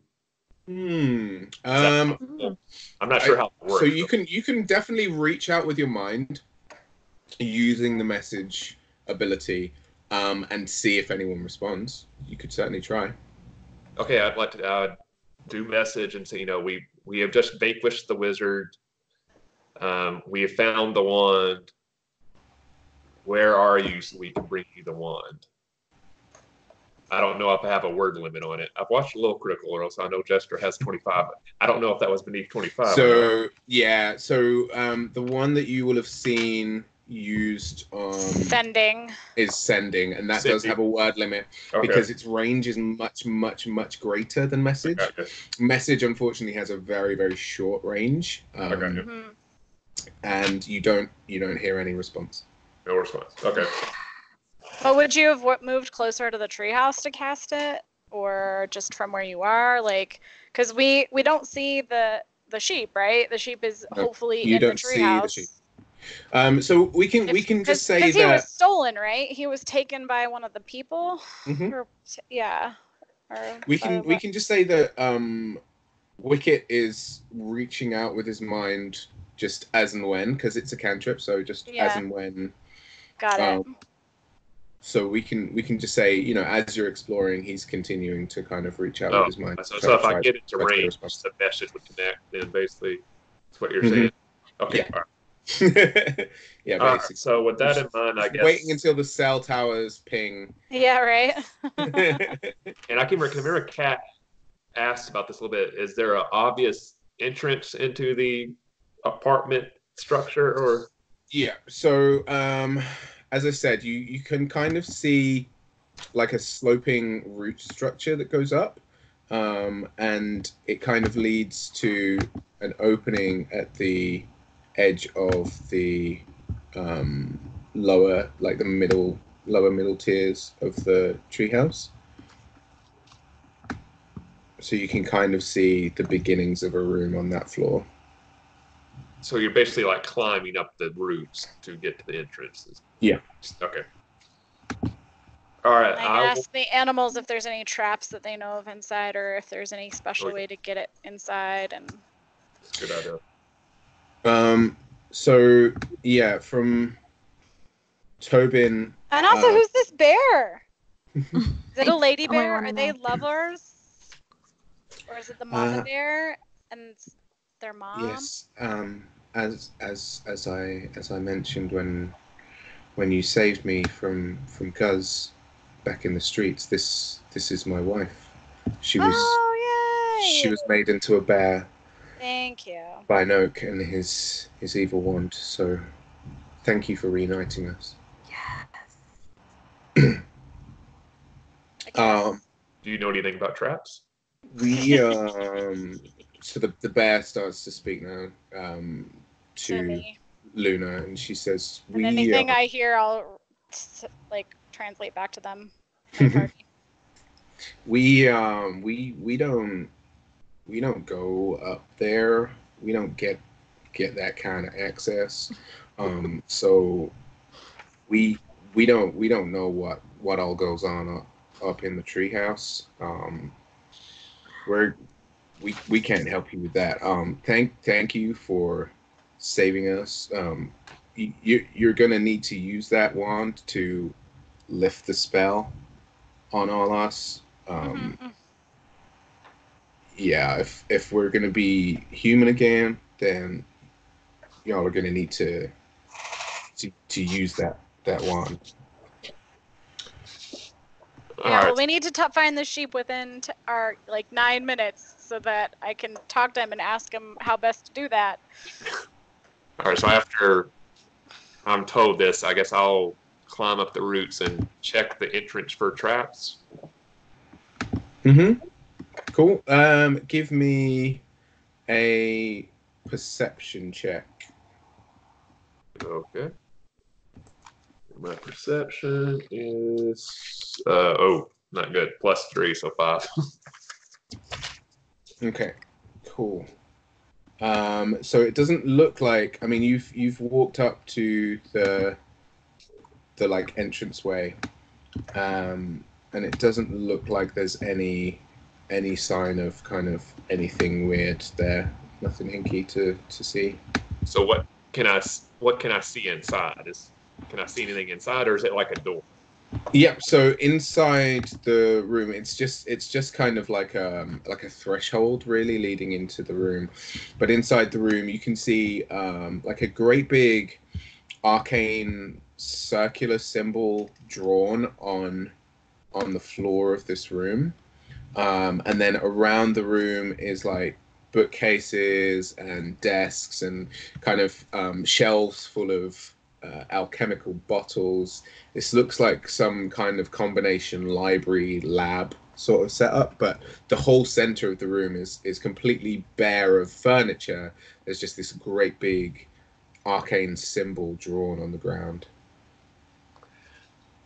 All right, I'd probably turn to my friends at that time and say this might be more a job for somebody that knows a little bit more about magic than I do. Does somebody want to take the lead in exploring this room?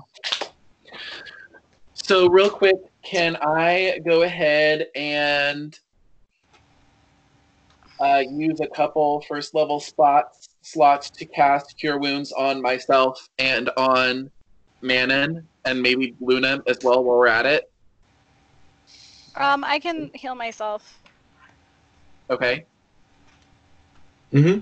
So yeah, And if you wanna cast healing spells, you can do that.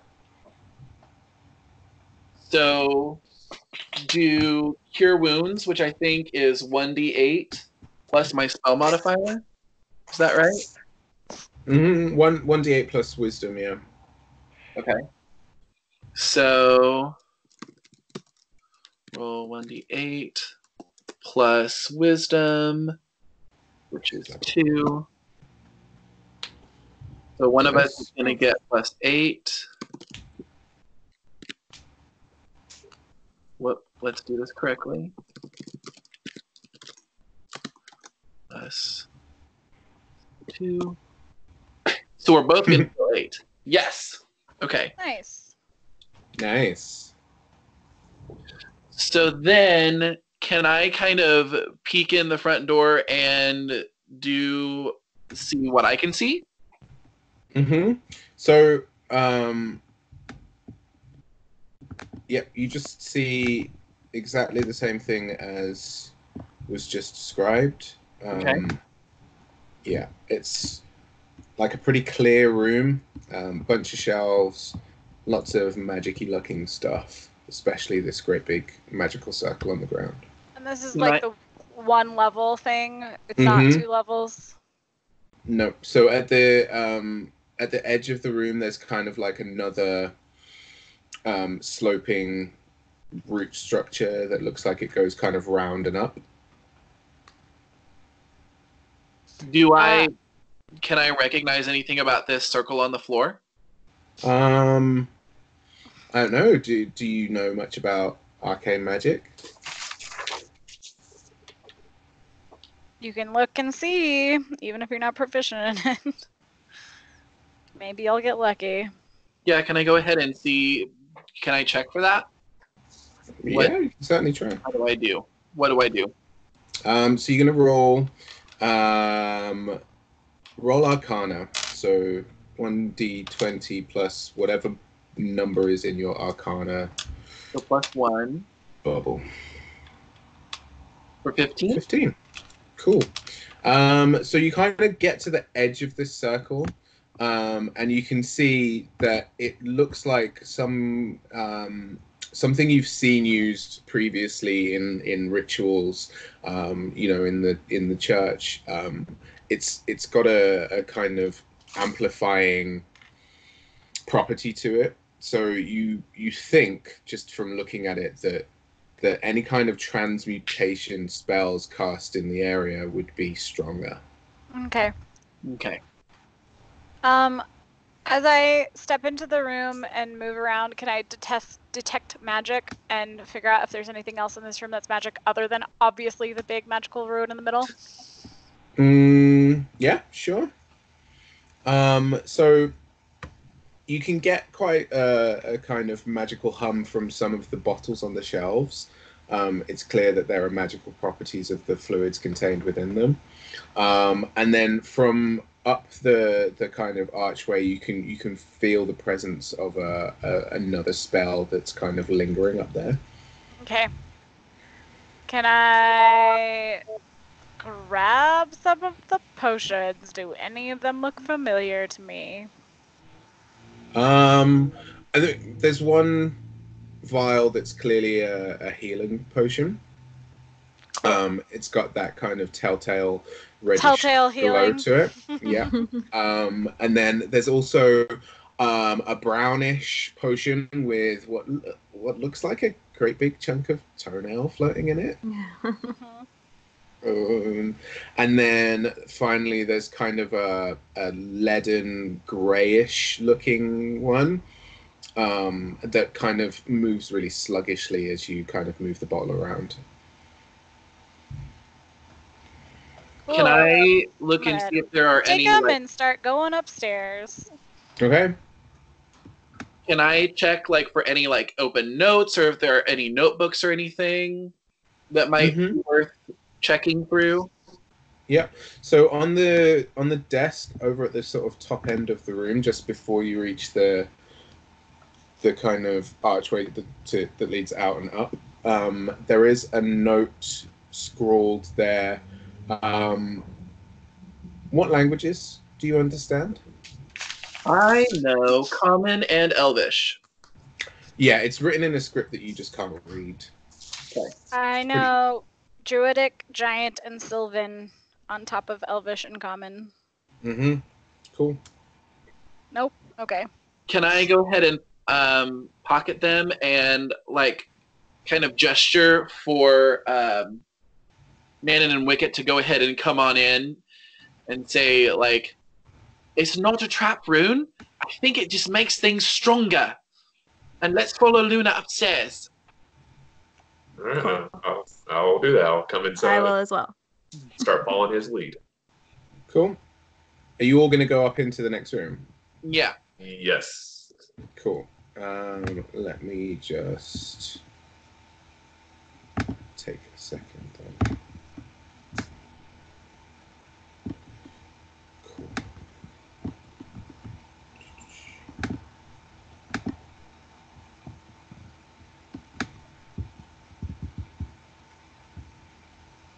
Cool. So you reach the next room, and it's clearly a bedroom with the bed missing.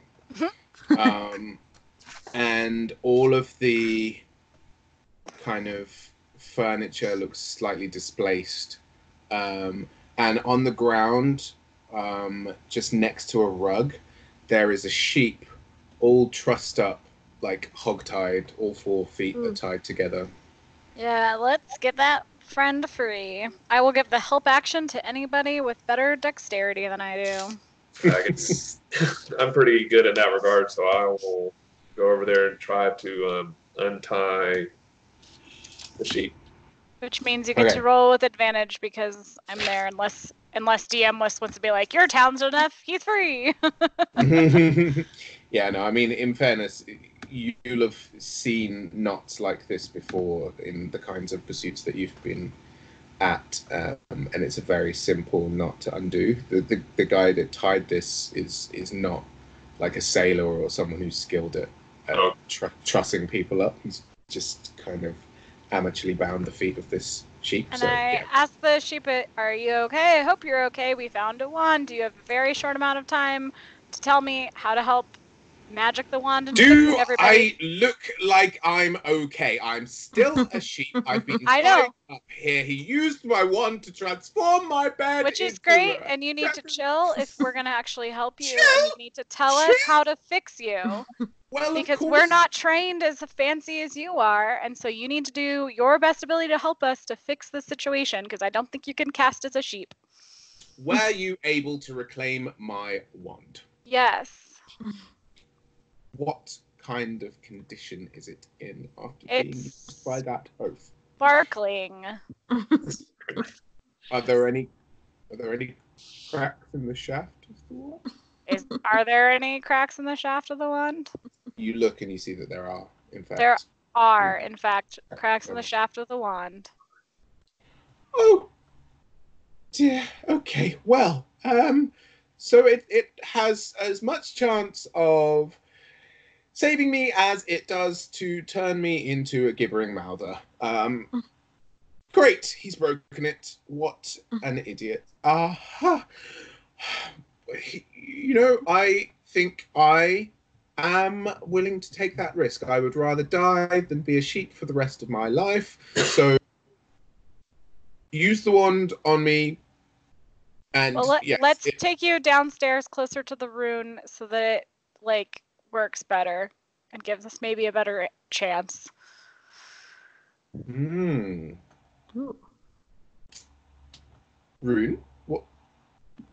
What rune?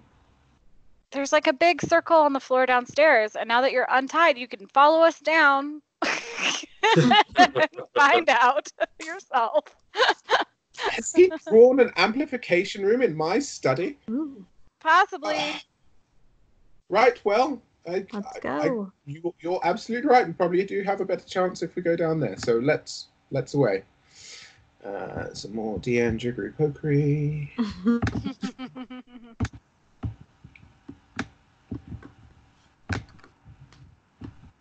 This would just be an easy jump cut in a edited. It'd be super easy if we were all around the table together and could use real dice and not have to rely on algorithms or technology. Yeah. Cool. But that's okay. Better this than none. Okay, so he has outlined to you the risk that if you use this wand, it could backfire and cause irreparable damage to him. But he said go for it. So does anybody have anything better to their arcana other than +1? I have 0. So can anybody beat +2? Nope. Nope. Oh, okay. Okay, so does that mean then, Wicket, you're going to be using the wand? I guess so. Then I'll give it a try. Can I say a little quick guidance prayer for him? Hell yeah, you can. And give him an extra D4 to his roll. Okay.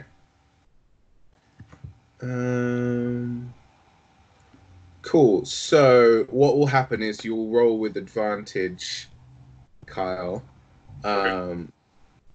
So you'll roll a D20 plus your Arcana, which is +2 by the sounds of it. So I roll 2 D20s, correct? Yeah, 2 D20. Oh, that doesn't look good. Yeah. So you hold out the wand, and you can feel the kind of unstable energy, like raring to escape. As you point it at the sheep, an arc of kind of bluish white light travels towards the sheep, and in a kind of splat. Has anyone seen Stranger Things season 3? Yeah. Yeah. I'm visualizing it. Yeah. So the sheep just becomes a mass of flesh and teeth and goo and ooze. Yeah. Well. Unfortunately, the wand was damaged so much that, yeah, he wasn't able to survive the process. Wow. Bit of an anticlimax, but that's that. I suppose that this study no longer has owners, so if we want to ransack it, now's the time before we let anybody else know what's happened Wow. here. But I suppose in the storytelling of like we can kind of like go find the other animals and like tell them like it's a 50-50 chance on whether you get restored or die and give them the choice. And then unless there's like another wizard in the town that is we can go find another wizard, but like that seems like a future story. Like that's a after the fact thing. So I guess Luna would go try back to the town and try to like talk to people and find another wizard. But first claiming this room and like seeing if there's anything that in this room that people can utilize to further their chances at being successful helpers, because that's how Luna sees everybody as successful helpers. And this place is either going to go to waste or someone else is going to take them. And I say that if there's anything here that anybody can use to make their lives easier to help others, then there's probably more shit upstairs or whatever. So, I mean, with a thorough investigation, you guys can find that actually there's barely anything of any use to anyone. There's a few kind of transmutation, useful spell materials, the odd feather here or talon there. And aside from the potions that you guys have already gathered, there's really not much here. It seems like Noak had kind of had to pawn off or get rid of anything of real value in the place to achieve his ends. So it's kind of a disappointing ransacking. Fine. Can I pull out these notes and see if anyone can read them and there's any way that we can fix the one to make it work better? So we need to just check what languages the other two people speak. I saw it earlier. Where does it say Common, that? Elvish, or Thieves' Cant. Languages is kind of, I think if you're using the traditional character sheet that I gave you, it'll be in the bottom left-hand corner, underneath your other skills and ability scores and things.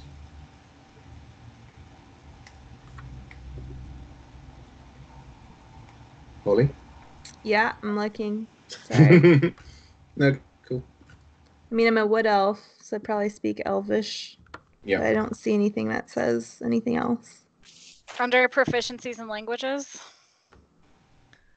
Maybe I'm missing my second sheet. I think I just have the first page. Okay. Honestly, it's written in Draconic, and I don't think any of you speak Draconic, so you're going to need to find someone who speaks Draconic before you can decipher these notes. Well, Luna hands each of you 12 gold. That was some quick math. And there's 2 left over, so I give it to Shadow Man, Wicket, because I know that he is inspired by gold.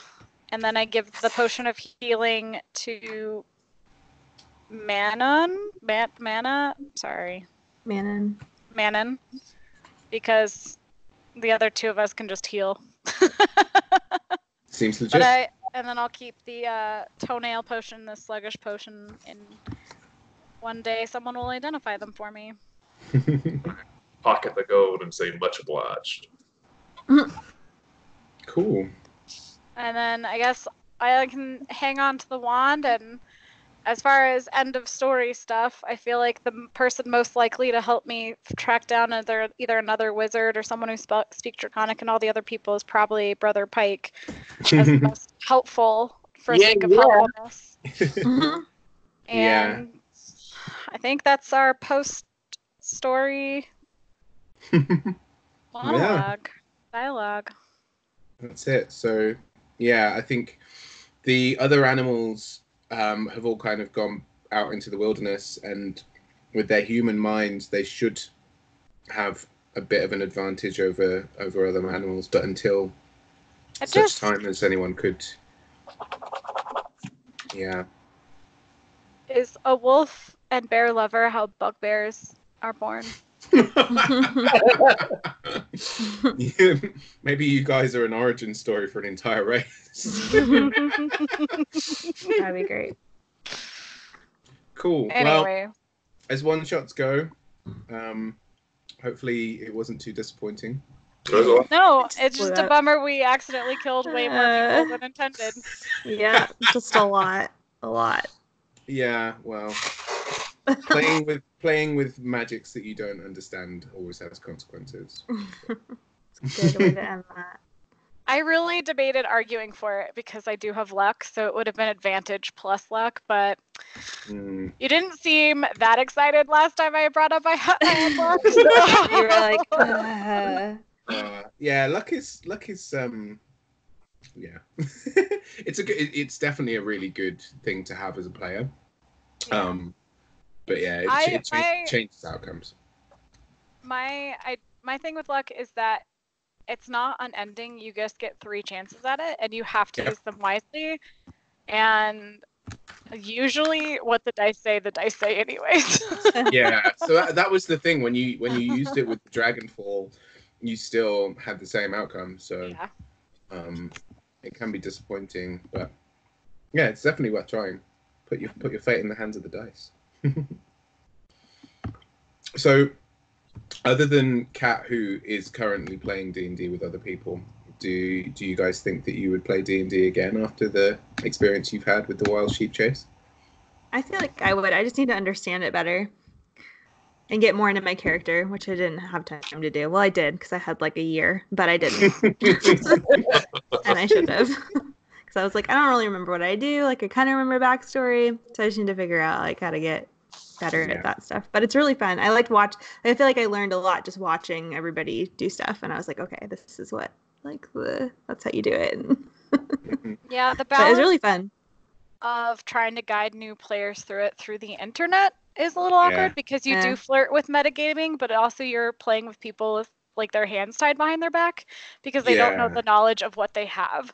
So I was like, I'm going to be vocal. I'm going to try not to be too vocal. I'm going to try to give hints so that like people could draw logical conclusions. Like we shouldn't be clumped together because anybody who plays D&D for a long period of time knows don't clump together. But if you're brand new, you don't really know that that's even a thing that could happen to you. And you're right, like it's kind of unfair. Yeah, you said it quite well at the time that it was a cone rather than a sphere or a cube or something, and yeah, like it could have been so much worse if you group together. But yeah, and I don't think it's just unique to D&D. It's like role play logic that if you're in a group, you're more susceptible to an area of effect attack. But it also depends on who you're fighting. So knowing like who and how you're fighting. So if you're fighting a wizard, don't get together. If you're fighting in a chokehold, definitely chokehold because your meat shield can go up front and then everybody else has a better chance of killing whoever's attacking to you while the meat shield holds off the points, which is what I tried to do.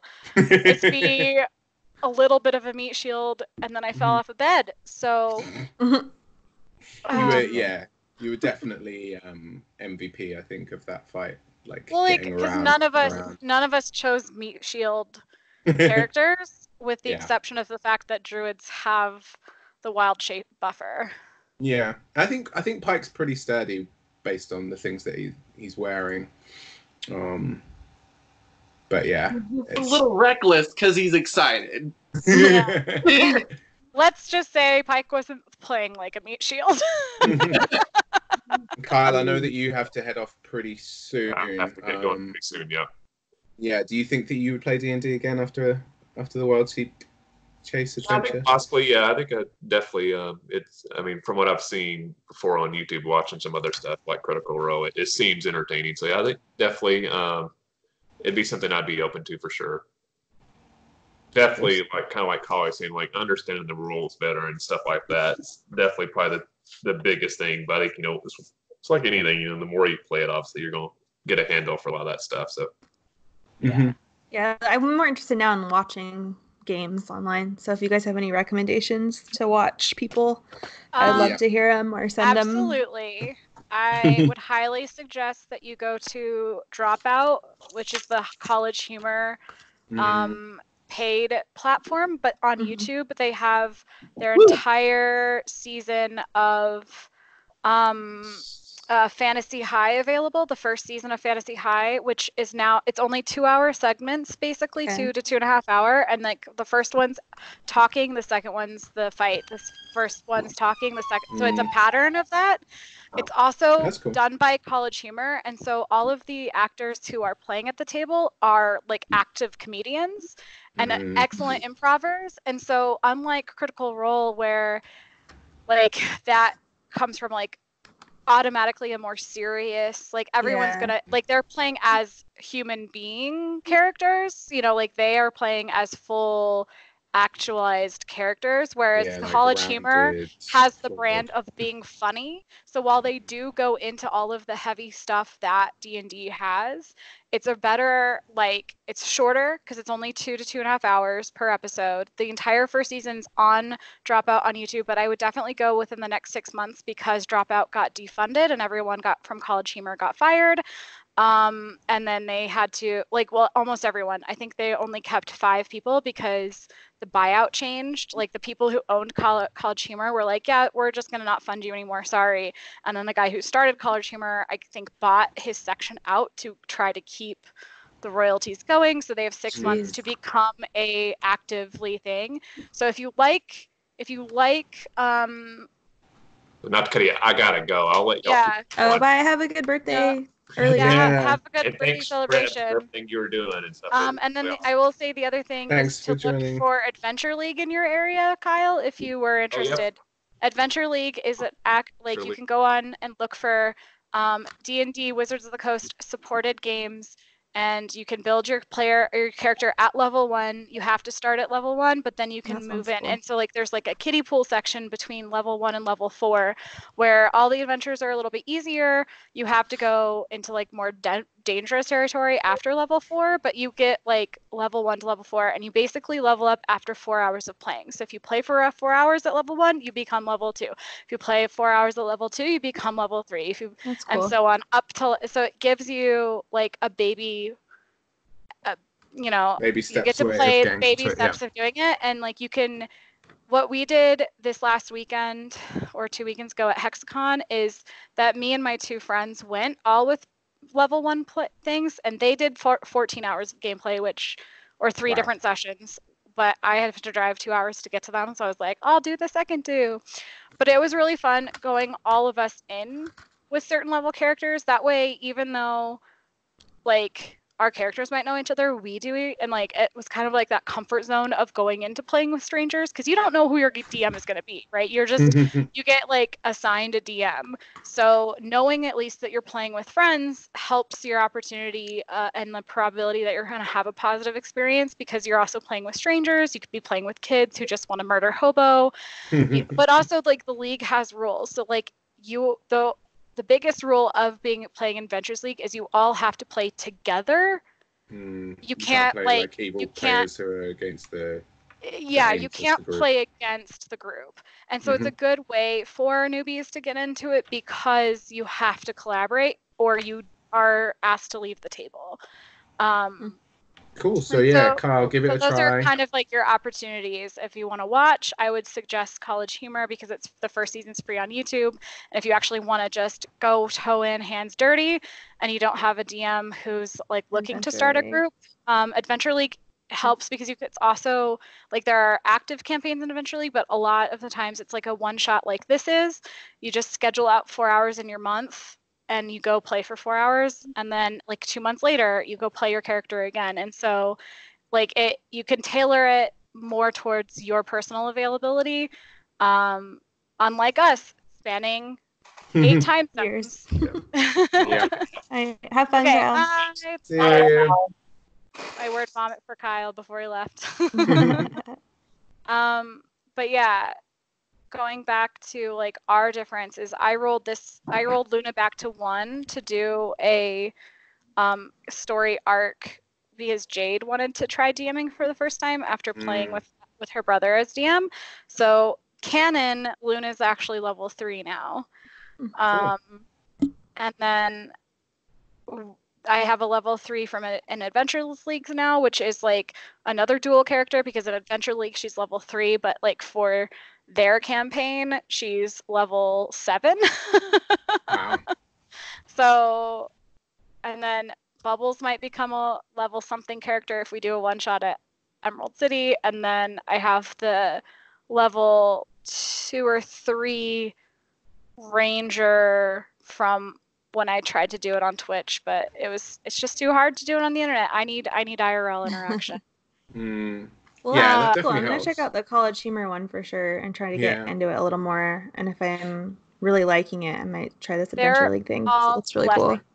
What Yeah. Kyle missed is Fantasy High is basically Brennan Lee Mulligan's the DM, and he has created this world where if D&D was set in a John Hughes movie, so it's all their freshman year at Adventuring Academy. That's cool. And so like they have crystals that act like cell phones, and like they go to the diner, and they like That's cool. So there's that level of humor to it, but also like in their country, like they have cars, and then their country is different from the rest of the world. So as soon as you pass out of their country, it's like regular D&D world. And so they're like, yeah, that weird country with those weird things that they use. So like in sophomore year, which is what D&D Live is on Twitch for them, that's kind of like how they're hoping to push, but through merch and through moving it to D&D Live or Dimension 20 Live on Twitch.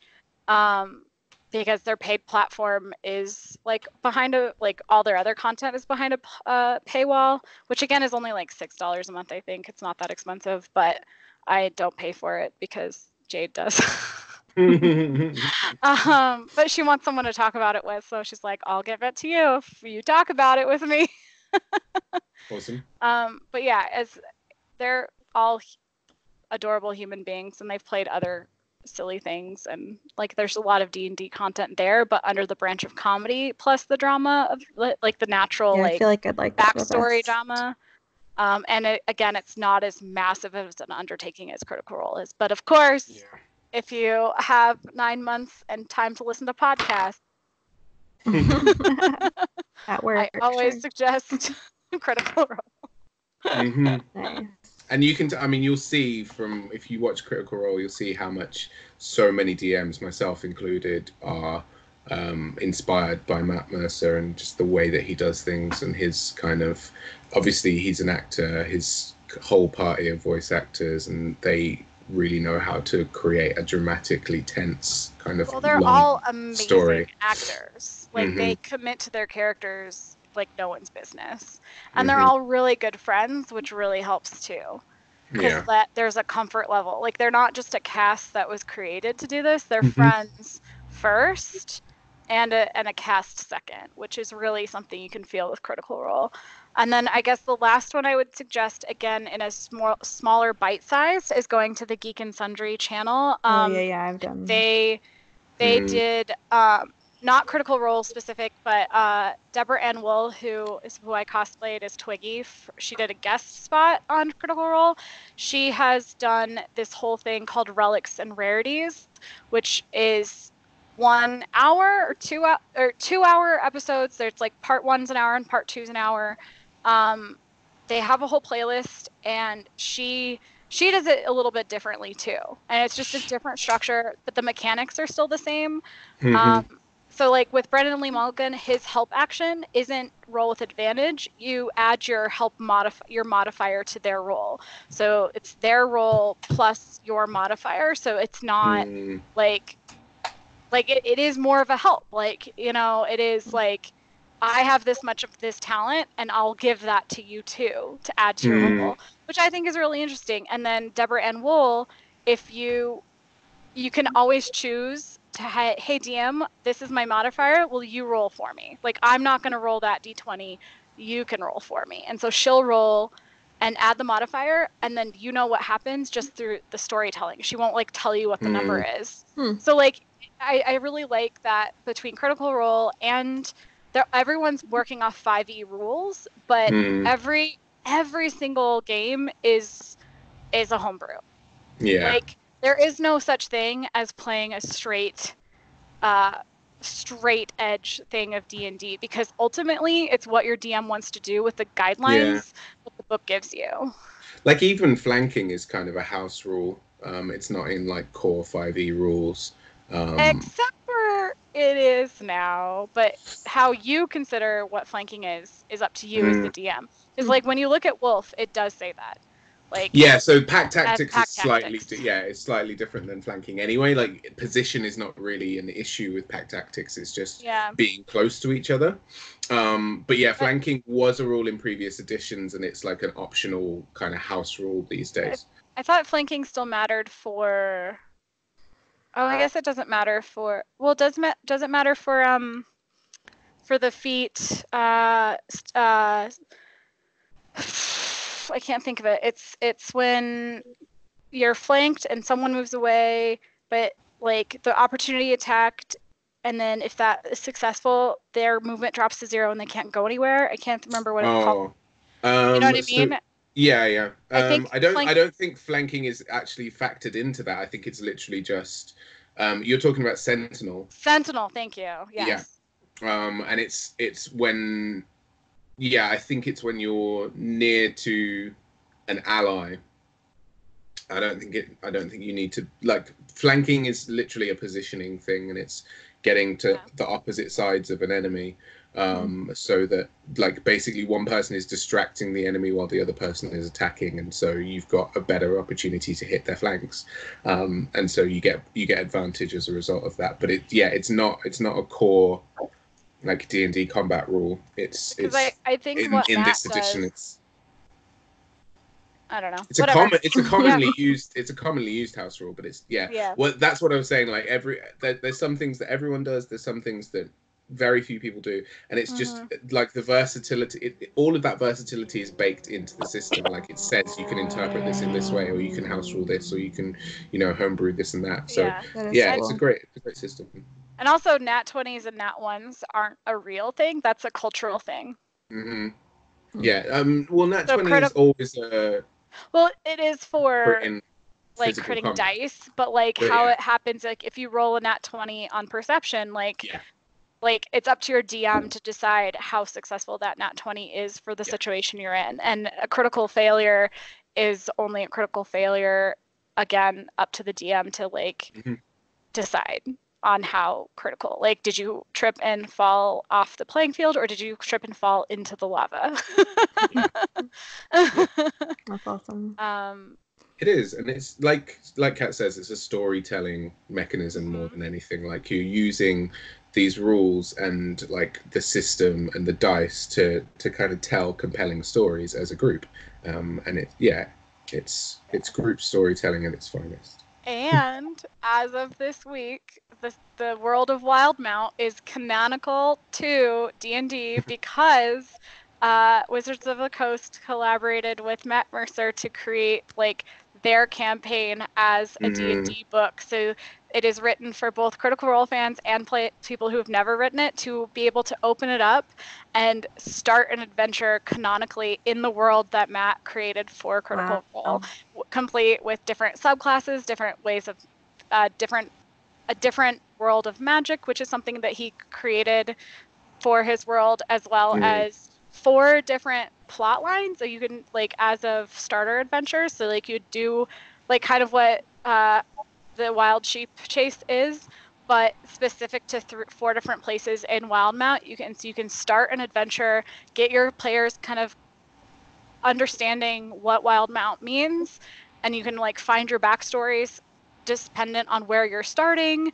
There's a whole role chart to make sure that you create a character that works within the world of Wildmount, and there's like all of this information on the special monsters he's created, all this information on like world building and like lore, and you could legitimately start a Wildmount campaign either go or from like the 4 adventures that they wrote. And it's like over a 300-page book. Jeez. Like they packed it in, and I'm so excited for it. I'm like, I'm not even sure I'd ever DM for that, but I've never wanted a book more, just so that I can sit there and dig into the lore that Matt created, because we only get so much from the show. And the thing that makes Matt seem like the perfect DM above all other DMs is because you get to visually watch him just drop knowledge at the drop of a hat. Like a character will just ask an obscure question about lore and backstory, and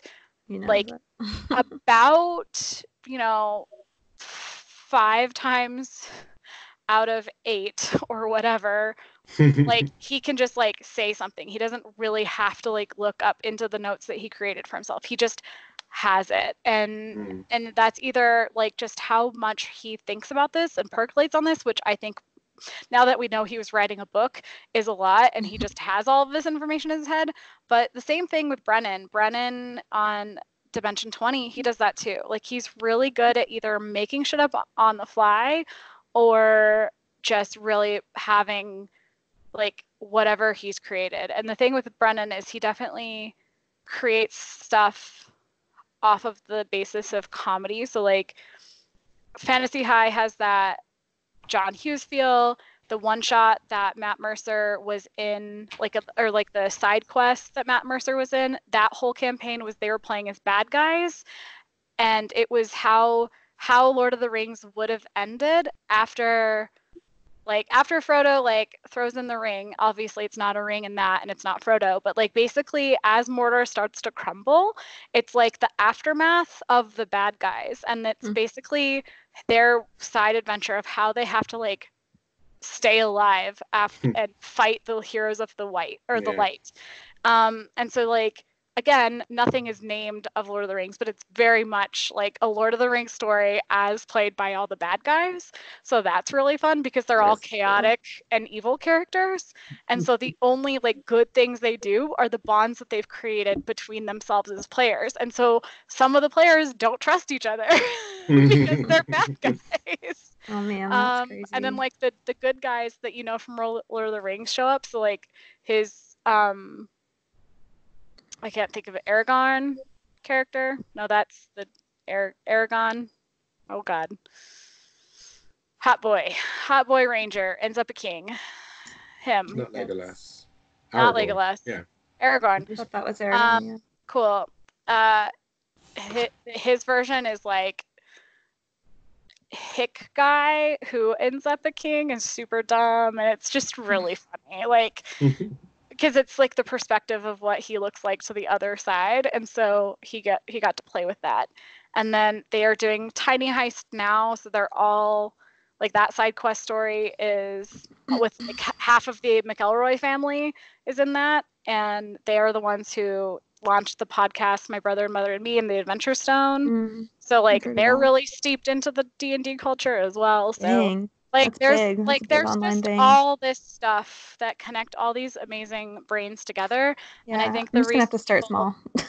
Put it on That's a lot. pedestal is because you get to see these professionals working in a professional capacity. Yeah. But what I've really enjoyed in when I've played is just the commitment. Like everyone at the table needs to commit, and that's really cool. I think the key to it is finding people who will commit with you. Yeah, I have friends at home who will play, like for the year of 2019 we played sort of every month or every other month when we had time, but that commitment starts to die off without like a real dedication to the story and or to each other. So yeah, find a group of people that are ready to get involved and stay involved. That's the secret to D&D success, I would say. That's awesome. Yeah, and even if it's not something longevity wise, like even if it's just something that you pick up, because like a direct example is from when we were just playing an adventure league. Like Jade got bored. She was sitting right next to me, and like they were like the teenage boys that were dealing with like mechanics and like trying to figure out something with the DM. She just got bored, and like she is a true good character, like lawful. I think she's lawful good, and just wants to do good and help everyone. And I'm a chaotic neutral character, and she like one of the options was to torture someone for information, and everyone was like, yeah, let's torture him. And and in the moment, because she was like, yeah, I'm going to be helpful, let's torture him, and then afterwards she sat with herself and she's like, I wouldn't be comfortable, like my character wouldn't be comfortable with that. And so she got really bored listening to everybody else, and she was just like, and we just had this aside moment where she and I just talked about it from perspectives of like the moral choice of her regretting to be so bloodthirsty, and like it was this really cool, quiet little 5-minute moment while everybody else was doing it. I am not sure that the DM or anybody else even noticed, but that's the kind of commitment I'm talking about. Like play with people who are ready to be there. Not, it doesn't matter, and because like these characters we might not pick up together ever again. Like we might not be able to go to Adventures League ever again together, because we live so far apart, and we also have her brother's campaign to play with, and that's like the priority one, and then her campaign is priority 2. So like finding time to game together, this is like to go to Adventures League is then third priority. So like these characters might never meet each other again. And if you look at like going to a session like that and committing to the session that you're in, that is what I mean. And I mean, it's really nice to be able to go on and on and on in a campaign, but like as adults, whether or not that's viable is really dependent on like how much you can invest into it. And that's just not a thing that some people can do. And I think there's a lot of guilt associated with the fact that while you love D&D, you can't make it a priority because so many people in D&D culture do. And I think I do want to hit home that like being a casual player is totally okay as long as when you're at the table you're not casual. Yeah, that makes that sense. you're committed. For sure. I mean, I've really enjoyed kind of setting up for this, and like I didn't write the adventure. I'll try and cite the actual creator of the adventure, but I really enjoy running it whenever I do, and I enjoyed playing with you guys and introducing Holly and Kyle to D&D in the first place. So yeah, I think it's definitely something that everyone should try at least once, and if you like it, maybe do it more often. But yeah, you don't have to feel like you have to make it your life to be able to play it. Just make a little time, and while you're at the table, be there and be present. That's awesome. Cool. Well, just in case this does get posted on the you've channel. Started playing more, right? Yeah, I have.